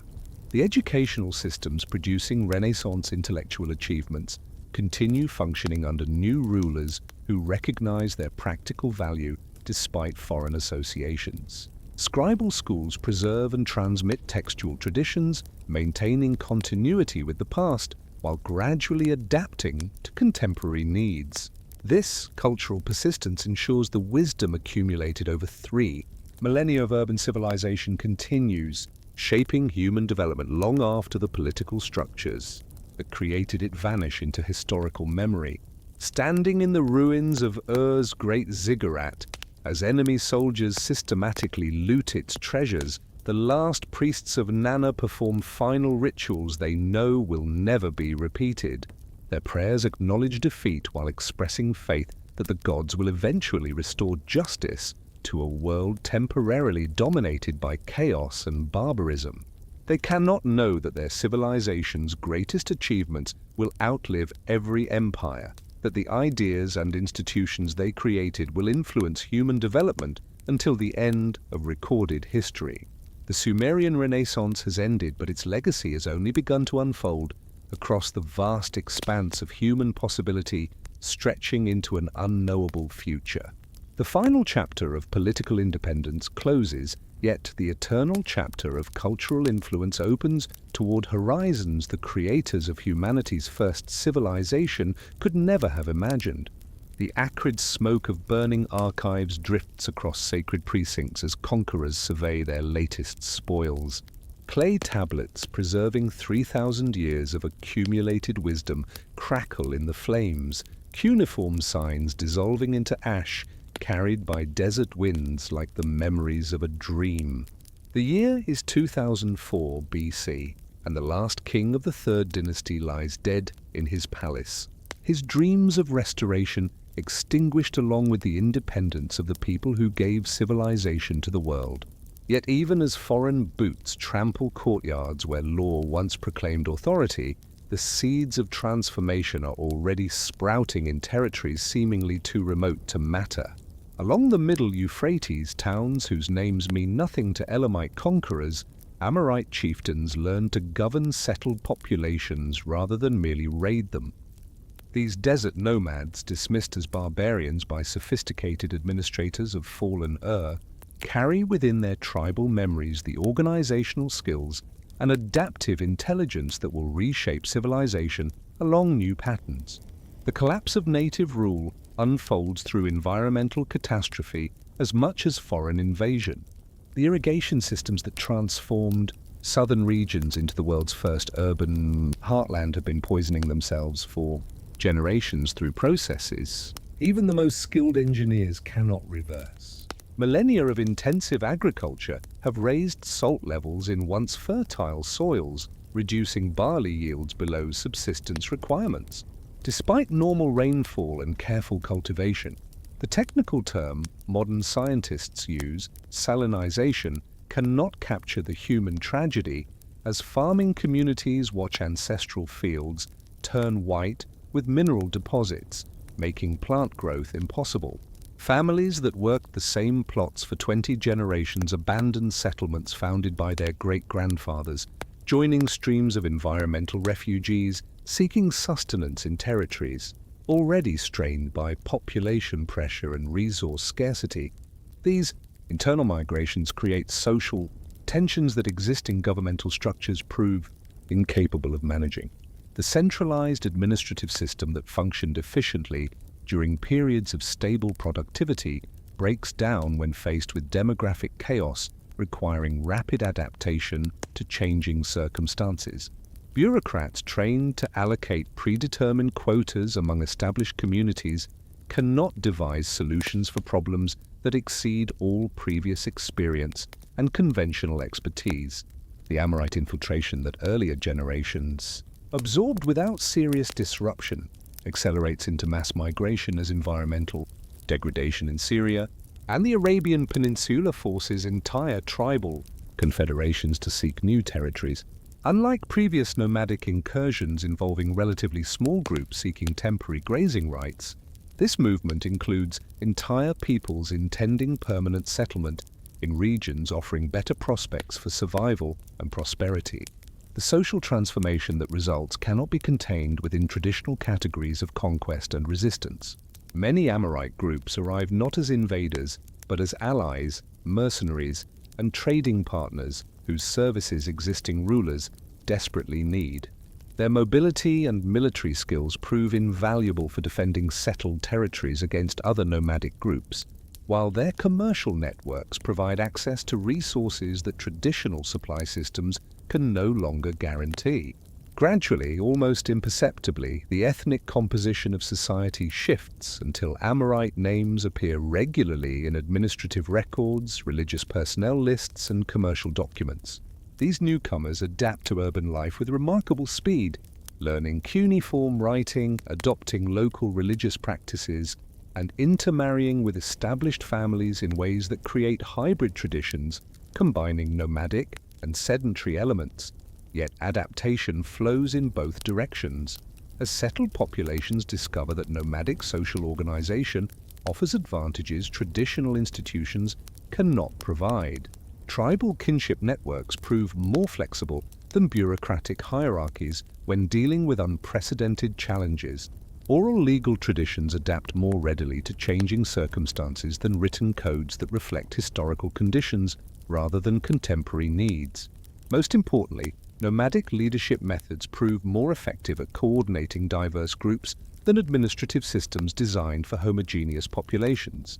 The rise of Babylon exemplifies this synthesis. At its most successful, founded as a minor settlement on the Euphrates sometime during the 3rd dynasty period, the town achieves prominence only when Amorite rulers recognize its strategic potential as a center for controlling trade routes between northern and southern regions, and assume a boom. The first of the Amorite dynasty that will dominate the area for 3 centuries, Babylon begins its transformation from provincial outpost to imperial capital. The early Babylonian kings pursue territorial expansion through methods combining traditional administrative techniques with nomadic military innovations. Their armies include disciplined infantry formations inherited from earlier periods and mobile cavalry units reflecting pastoral military traditions. Their governments employ both written law codes and oral customary practices, centralized bureaucracies, and decentralized tribal authorities. This hybrid approach proves remarkably effective at managing the ethnic and religious diversity characterizing the post-city-state era. Rather than imposing uniform standards on diverse populations, Babylonian administration accommodates local variations while maintaining overall coordination through flexible institutional arrangements. The result is a political system achieving stability through adaptation rather than rigid control. The economic policies emerging from this synthesis demonstrate sophisticated understanding of commercial relationships spanning sedentary and nomadic societies. Babylonian merchants established trading networks extending from Egyptian markets to Central Asian sources, utilizing both urban commercial techniques and nomadic transportation capabilities. Their contracts reveal legal sophistication protecting participants while accommodating the practical requirements of long-distance trade across diverse territories. Yet the most significant innovation involves language policy reflecting the changed linguistic landscape of the region while maintaining the ancient tongue as the sacred language of religious and scholarly literature. Babylonian administration conducts daily business in Akkadian dialects evolved through contact with Amorite languages. This bilingual approach preserves intellectual continuity with the past, while acknowledging demographic realities necessary for effective governance. The legal achievements crowning this synthesis reach their classic expression in the Code of Hammurabi, promulgated around 1750 BC, after nearly 2 centuries of institutional experimentation. This comprehensive law code represents the culmination of legal development, incorporating ancient precedents, Amorite innovations, and customary practices into a unified system addressing the practical needs of a multi-ethnic society. The code's prologue reveals sophisticated understanding of the relationship between law and social order. When Marduk commanded me to provide just ways for the people of the land and to make them have good governance, I set forth truth and justice throughout the land and promoted the welfare of the people. This language emphasizes that royal law-giving serves divine purposes while acknowledging practical obligations to ensure that legal systems improve human welfare rather than merely preserving traditional privileges. The specific provisions demonstrate remarkable attention to commercial relationships, family obligations, property rights, and criminal justice, reflecting centuries of legal evolution. Commercial regulations protect both merchants and customers while establishing procedures for resolving disputes arising from long-distance trade involving multiple jurisdictions. Family law balances individual rights against kinship obligations while providing mechanisms for adapting to changing social circumstances. Property regulations protect private ownership while acknowledging community interests requiring periodic redistribution. Perhaps most significantly, the code establishes graduated punishments reflecting both the severity of offenses and the social status of those involved, creating a legal hierarchy mirroring the complex social stratification of Babylonian society. Unlike earlier systems applying uniform penalties regardless of social context, Hammurabi's code recognizes that effective justice must account for different roles and responsibilities characterizing hierarchical societies. These legal innovations influenced judicial systems throughout the ancient world, providing models for later law codes governing Greek city-states, Roman territories, and medieval European kingdoms. The principle that written law should reflect moral principles rather than royal preferences becomes a foundation for legal thinking persisting to the present day. Yet, even as Babylonian civilization achieves its greatest institutional successes, underlying demographic and environmental trends that destroyed independence continue operating with inexorable logic. The agricultural foundation of prosperity proves incapable of supporting population densities urban civilization requires without creating ecological damage, ultimately undermining the entire system. Archaeological evidence reveals the scale of environmental degradation accompanying the transition from native to Babylonian hegemony. Settlement patterns shift northward as southern territories become increasingly difficult to cultivate. Despite massive investments in irrigation technology and soil restoration projects, urban populations decline dramatically in traditionally prosperous regions, while new centers emerge in areas offering better agricultural prospects. These environmental challenges intersect with continuing nomadic pressures to create security problems, straining military and administrative capabilities of settled governments. The Kassite invasions beginning during Hammurabi's later years represent a new phase of nomadic expansion, involving peoples whose military technologies and organizational methods surpass those of previous tribal confederations. Unlike earlier nomadic groups seeking incorporation into existing societies, the Kassites pursue territorial conquest aiming to replace established governments with tribal authorities responsible primarily to kinship groups rather than territorial populations. Their success depends partly on military innovations, particularly horse-drawn chariots providing mobility and striking power unprecedented in regional warfare, but also on political organization more adaptable than traditional bureaucratic structures. The gradual Kassite conquest of Babylonia unfolds over several generations through processes combining military pressure with peaceful infiltration, diplomatic negotiation with economic penetration rather than destroying existing institutions. Kassite rulers adapt administrative methods to serve tribal objectives while preserving enough continuity to maintain legitimacy among settled populations. This pattern of nomadic conquest, followed by institutional adaptation, becomes the standard model for political change throughout later history. Each successive wave of invaders, Kassites, Assyrians, Chaldeans, Persians, initially threatens to destroy existing civilization, but ultimately adopts and modifies inherited institutions rather than creating entirely new ones. The linguistic consequences of these repeated conquests gradually transform the intellectual identity of regional civilization.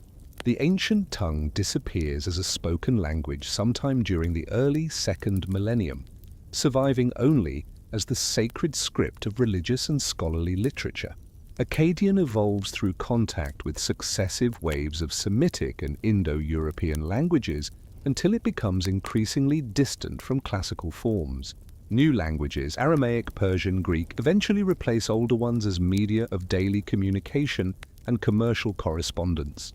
Intellectual persistence proves stronger than political continuity, as traditions established during the earliest period continue influencing human development long after their original social contexts have vanished. The Epic of Gilgamesh survives in Akkadian, Hittite, and other translations, carrying themes of friendship, mortality, and meaning to societies with no direct connection to ancient urban civilization. Mathematical and astronomical knowledge developed in the first schools provides the foundation for scientific traditions, eventually influencing Greek, Islamic, and European scholars. The sexagesimal number system, dividing hours into 60 minutes and circles into 360 degrees, preserves mathematical insights in contemporary measurement systems used without awareness of their ancient origins. Legal principles established in early law codes and refined in Babylonian legislation influenced jurisprudence throughout the ancient world and beyond.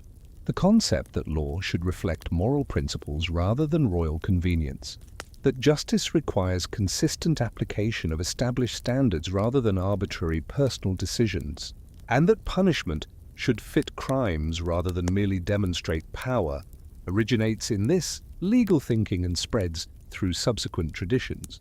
Religious concepts developed in ancient theology continue shaping human understanding of divine human relationships long after the gods of the region are forgotten by all but scholars.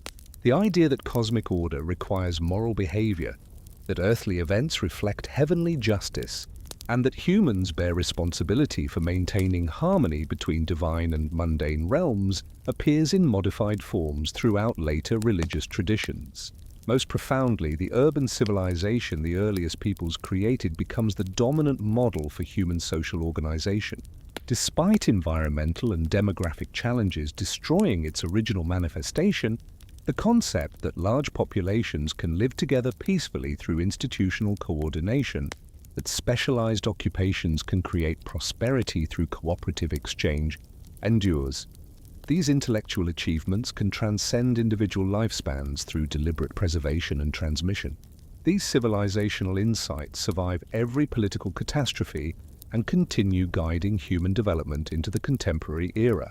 The memory of ancient accomplishment persists in mythological and literary traditions, celebrating the wisdom and prosperity of early times, while acknowledging that such achievements remain vulnerable to forces beyond human control.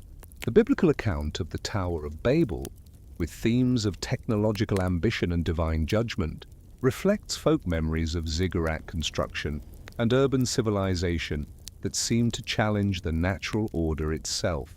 Similarly, flood narratives appearing in diverse traditions preserve memories of environmental catastrophes that periodically devastated societies, while expressing faith that human ingenuity and divine mercy can ensure survival even when faced with seemingly insurmountable challenges. These stories carry forward practical wisdom about adaptation and resilience that remains relevant for contemporary societies facing their own environmental and demographic pressures. As the second millennium BC progresses, new empires arise to claim dominion over these territories. Direct succession from earlier civilizations becomes increasingly difficult to trace through political and administrative continuities, yet the indirect influence spreads ever more widely. Traders, scholars, and refugees carry innovations to distant regions where they take root in different soils and produce hybrid achievements combining ancient wisdom with local innovations. Phoenician merchants establishing trading networks throughout the Mediterranean carry alphabetic writing systems derived ultimately from cuneiform. Hebrew scribes compiling their people's sacred traditions incorporate literary themes and theological concepts originating in the earliest religious thinking. Greek philosophers laying foundations for Western intellectual traditions build upon mathematical and astronomical knowledge that scholars preserved and transmitted across boundaries. In this way, the civilization that seemed to end with the rise of foreign dynasties actually achieves a kind of immortality through intellectual diffusion that transcends political boundaries and ethnic identities. The ideas and institutions that the first urbanites created continue evolving through contact with new environments and human experiences, generating innovations their original creators could never have anticipated. while preserving essential insights remaining valid across vast expanses of time and social change. Standing in the ruins of Babylon as yet another conquering army claims dominion over the land between the rivers, a thoughtful observer might recognize that endings and beginnings interweave in patterns too complex for simple historical narrative. The civilization beginning in the southern marshes has died and been reborn so many times that death and resurrection seem essential characteristics rather than mere historical accidents. Perhaps this is the deepest wisdom early experience offers later ages. Human achievements worthy of preservation will survive the destruction of the particular forms through which they first find expression. Social evolution operates according to principles more durable than political power or military conquest. Ideas and values capable of serving universal human needs eventually transcend the limitations of their original historical context to become permanent elements of human civilization. The first urbanites are gone forever, yet everything they accomplished of lasting value remains eternally present in the ongoing human adventure of creating meaning and order from the chaos of natural existence. Their story ends where all true stories must, not with conclusion, but with transformation, not with death, but with continuing life that honors the past while embracing an unknowable but hopeful future. In the dusty archive chambers beneath Ashurbanipal's palace at Nineveh, scribes labor by lamplight to preserve treasures more precious than gold or lapis lazuli. The year is 650 BC, and the last great Assyrian king has commanded scholars to gather the wisdom of ages from every corner of his empire. Clay tablets bearing cuneiform signs flow into the royal library like tributaries feeding a mighty river. Epic poems from Babylon, astronomical observations from Uruk, mathematical treatises from Nippur, medical texts from Sippar. Among these countless documents, like literary masterpieces, vanished, are works created 2 millennia earlier in the southern marshlands where civilization initially took root. The Epic of Gilgamesh, the Descent of Inanna, creation myths explaining how God shaped the world from primordial chaos, all preserved in careful copies, will carry forward the spiritual and intellectual achievements of humanity's earliest society. Long after the last person who could speak their language has returned to dust, the Assyrian scribes cataloguing these texts cannot know they are creating the world's first great library, an institution that will inspire similar projects from Alexandria to Baghdad, from medieval monasteries to modern universities. They only understand their sovereign has commanded them to gather all knowledge, and they obey with the thoroughness that has made Assyrian administration the most efficient the world has yet seen. When Nineveh falls to Babylonian and Median forces in 612 BC, the flames consuming Ashurbanipal's palace bake the clay tablets to ceramic hardness, inadvertently ensuring their survival for modern archaeologists who will rediscover them 25 centuries later. In this accidental preservation lies a perfect symbol of how ideas outlive the civilizations that create them, finding new life in contexts their original authors could never have imagined. The cuneiform writing system making this preservation possible represents perhaps the most enduring innovation emerging from the Mesopotamian experiment in settled living.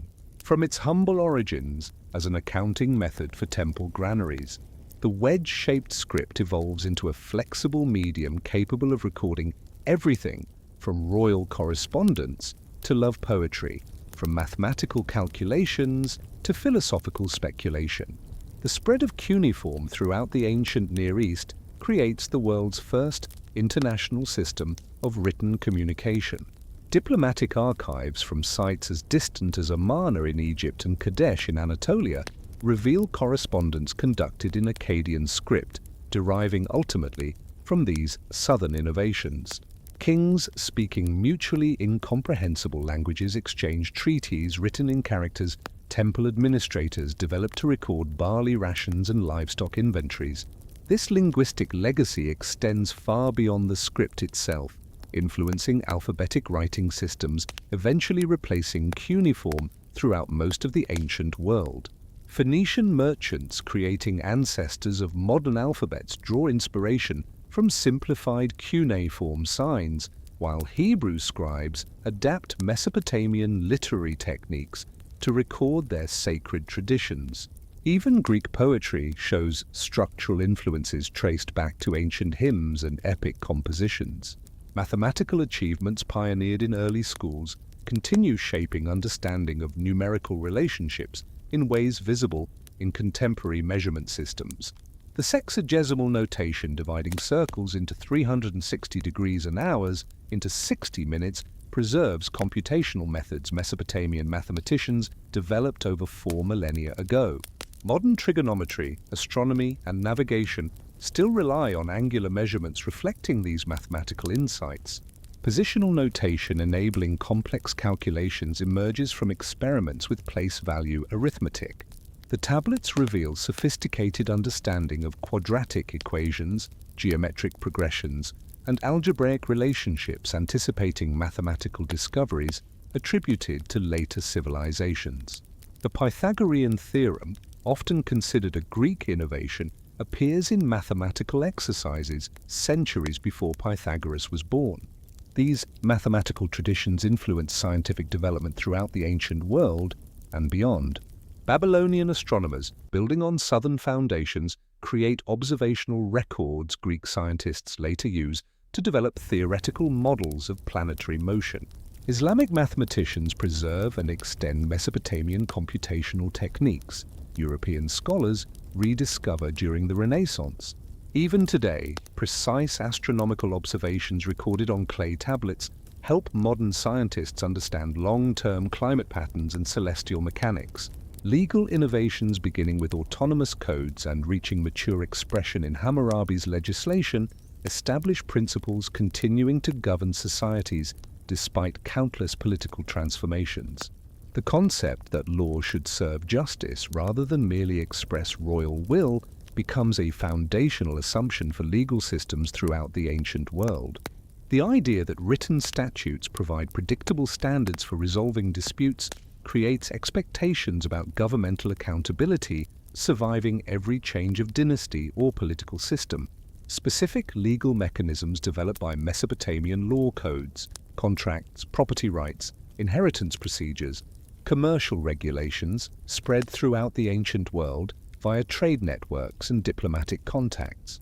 Roman law, forming the foundation of most European legal traditions, incorporates principles and procedures traced back to these innovations. Modern concepts of due process, proportional punishment, and legal equality emerge from intellectual traditions Mesopotamian judges and scholars established. Religious and mythological legacy proves even more pervasive, as theological concepts influence belief systems reaching every corner of civilization. Flood narratives appearing in Hebrew scripture, Greek mythology, and Hindu sacred literature derive ultimately from Mesopotamian sources preserving folk memories of environmental catastrophes devastating early settlements. Creation myths, explaining how divine powers shaped the world from primordial chaos, provide templates for cosmological thinking, appearing in modified forms throughout later religious traditions. The Babylonian Enuma Elish, building directly on southern theological foundations, influences Hebrew creation accounts, Greek theogony, and various other mythological systems attempting to explain the universe's origins and structure. Even more significant are the ethical and philosophical insights embedded in ancient religious literature. The Epic of Gilgamesh explores themes of friendship, mortality, and the search for meaning transcending any particular religious or philosophical tradition. Its meditation on civilization and nature, the inevitability of death, and the importance of leaving lasting achievements speaks to universal concerns as relevant today as 5,000 years ago. Settlement planning principles. Early architects developed in initial experiments with city living establish patterns continuing to govern community design throughout history. Organizing settlements around central religious and administrative complexes provides a template appearing in civilizations as distant as Maya Mesoamerica and Angkor, Cambodia. Integration of residential, commercial, and industrial districts within defensive walls creates forms recognizable in medieval European towns and traditional Islamic cities. Technological innovations enabling Mesopotamian civilization continue influencing development in ways both obvious and subtle. The cuneiform writing system making this preservation possible represents perhaps the most enduring innovation emerging from the Mesopotamian experiment in settled living. From its humble origins as an accounting method for temple granaries, the wedge-shaped script evolves into a flexible medium capable of recording everything from royal correspondence to love poetry, from mathematical calculations to philosophical speculation. The spread of cuneiform throughout the ancient Near East creates the world's first international system of written communication. Diplomatic archives from sites as distant as Amarna in Egypt and Kadesh in Anatolia reveal correspondence conducted in Akkadian script, deriving ultimately from these southern innovations. Kings, speaking mutually incomprehensible languages, exchanged treaties written in characters. Temple administrators developed to record barley rations and livestock inventories. This linguistic legacy extends far beyond the script itself, influencing alphabetic writing systems, eventually replacing cuneiform throughout most of the ancient world. Phoenician merchants, creating ancestors of modern alphabets, draw inspiration from simplified cuneiform signs, while Hebrew scribes adapt Mesopotamian literary techniques to record their sacred traditions. Even Greek poetry shows structural influences traced back to ancient hymns and epic compositions. Mathematical achievements pioneered in early schools continue shaping understanding of numerical relationships in ways visible in contemporary measurement systems. The sexagesimal notation dividing circles into 360 degrees and hours into 60 minutes preserves computational methods Mesopotamian mathematicians developed over 4 millennia ago. Modern trigonometry, astronomy, and navigation still rely on angular measurements reflecting these mathematical insights. Positional notation enabling complex calculations emerges from experiments with place-value arithmetic. The tablets reveal sophisticated understanding of quadratic equations, geometric progressions, and algebraic relationships, anticipating mathematical discoveries attributed to later civilizations. The Pythagorean theorem, often considered a Greek innovation, appears in mathematical exercises centuries before Pythagoras was born. These mathematical traditions influenced scientific development throughout the ancient world and beyond. Babylonian astronomers, building on southern foundations, create observational records Greek scientists later use to develop theoretical models of planetary motion. Islamic mathematicians preserve and extend Mesopotamian computational techniques European scholars rediscovered during the Renaissance. Even today, precise astronomical observations recorded on clay tablets help modern scientists understand long-term climate patterns and celestial mechanics. Legal innovations beginning with autonomous codes and reaching mature expression in Hammurabi's legislation establish principles continuing to govern societies despite countless political transformations. The concept that law should serve justice rather than merely express royal will becomes a foundational assumption for legal systems throughout the ancient world. The idea that written statutes provide predictable standards for resolving disputes creates expectations about governmental accountability, surviving every change of dynasty or political system. Specific legal mechanisms developed by Mesopotamian law codes, contracts, property rights, inheritance procedures, commercial regulations spread throughout the ancient world via trade networks and diplomatic contacts. Roman law, forming the foundation of most European legal traditions, incorporates principles and procedures traced back to these innovations. Modern concepts of due process, proportional punishment, and legal equality emerge from intellectual traditions Mesopotamian judges and scholars established. Religious and mythological legacy proves even more pervasive as theological concepts influence belief systems reaching every corner of civilization. Flood narratives appearing in Hebrew scripture, Greek mythology, and Hindu sacred literature derive ultimately from Mesopotamian sources, preserving folk memories of environmental catastrophes devastating early settlements. Creation myths. explaining how divine powers shape the world from primordial chaos, provide templates for cosmological thinking, appearing in modified forms throughout later religious traditions. The Babylonian Enuma Elish, building directly on southern theological foundations, influences Hebrew creation accounts, Greek theogony, and various other mythological systems, attempting to explain the universe's origins and structure. Even more significant are the ethical and philosophical insights embedded in ancient religious literature.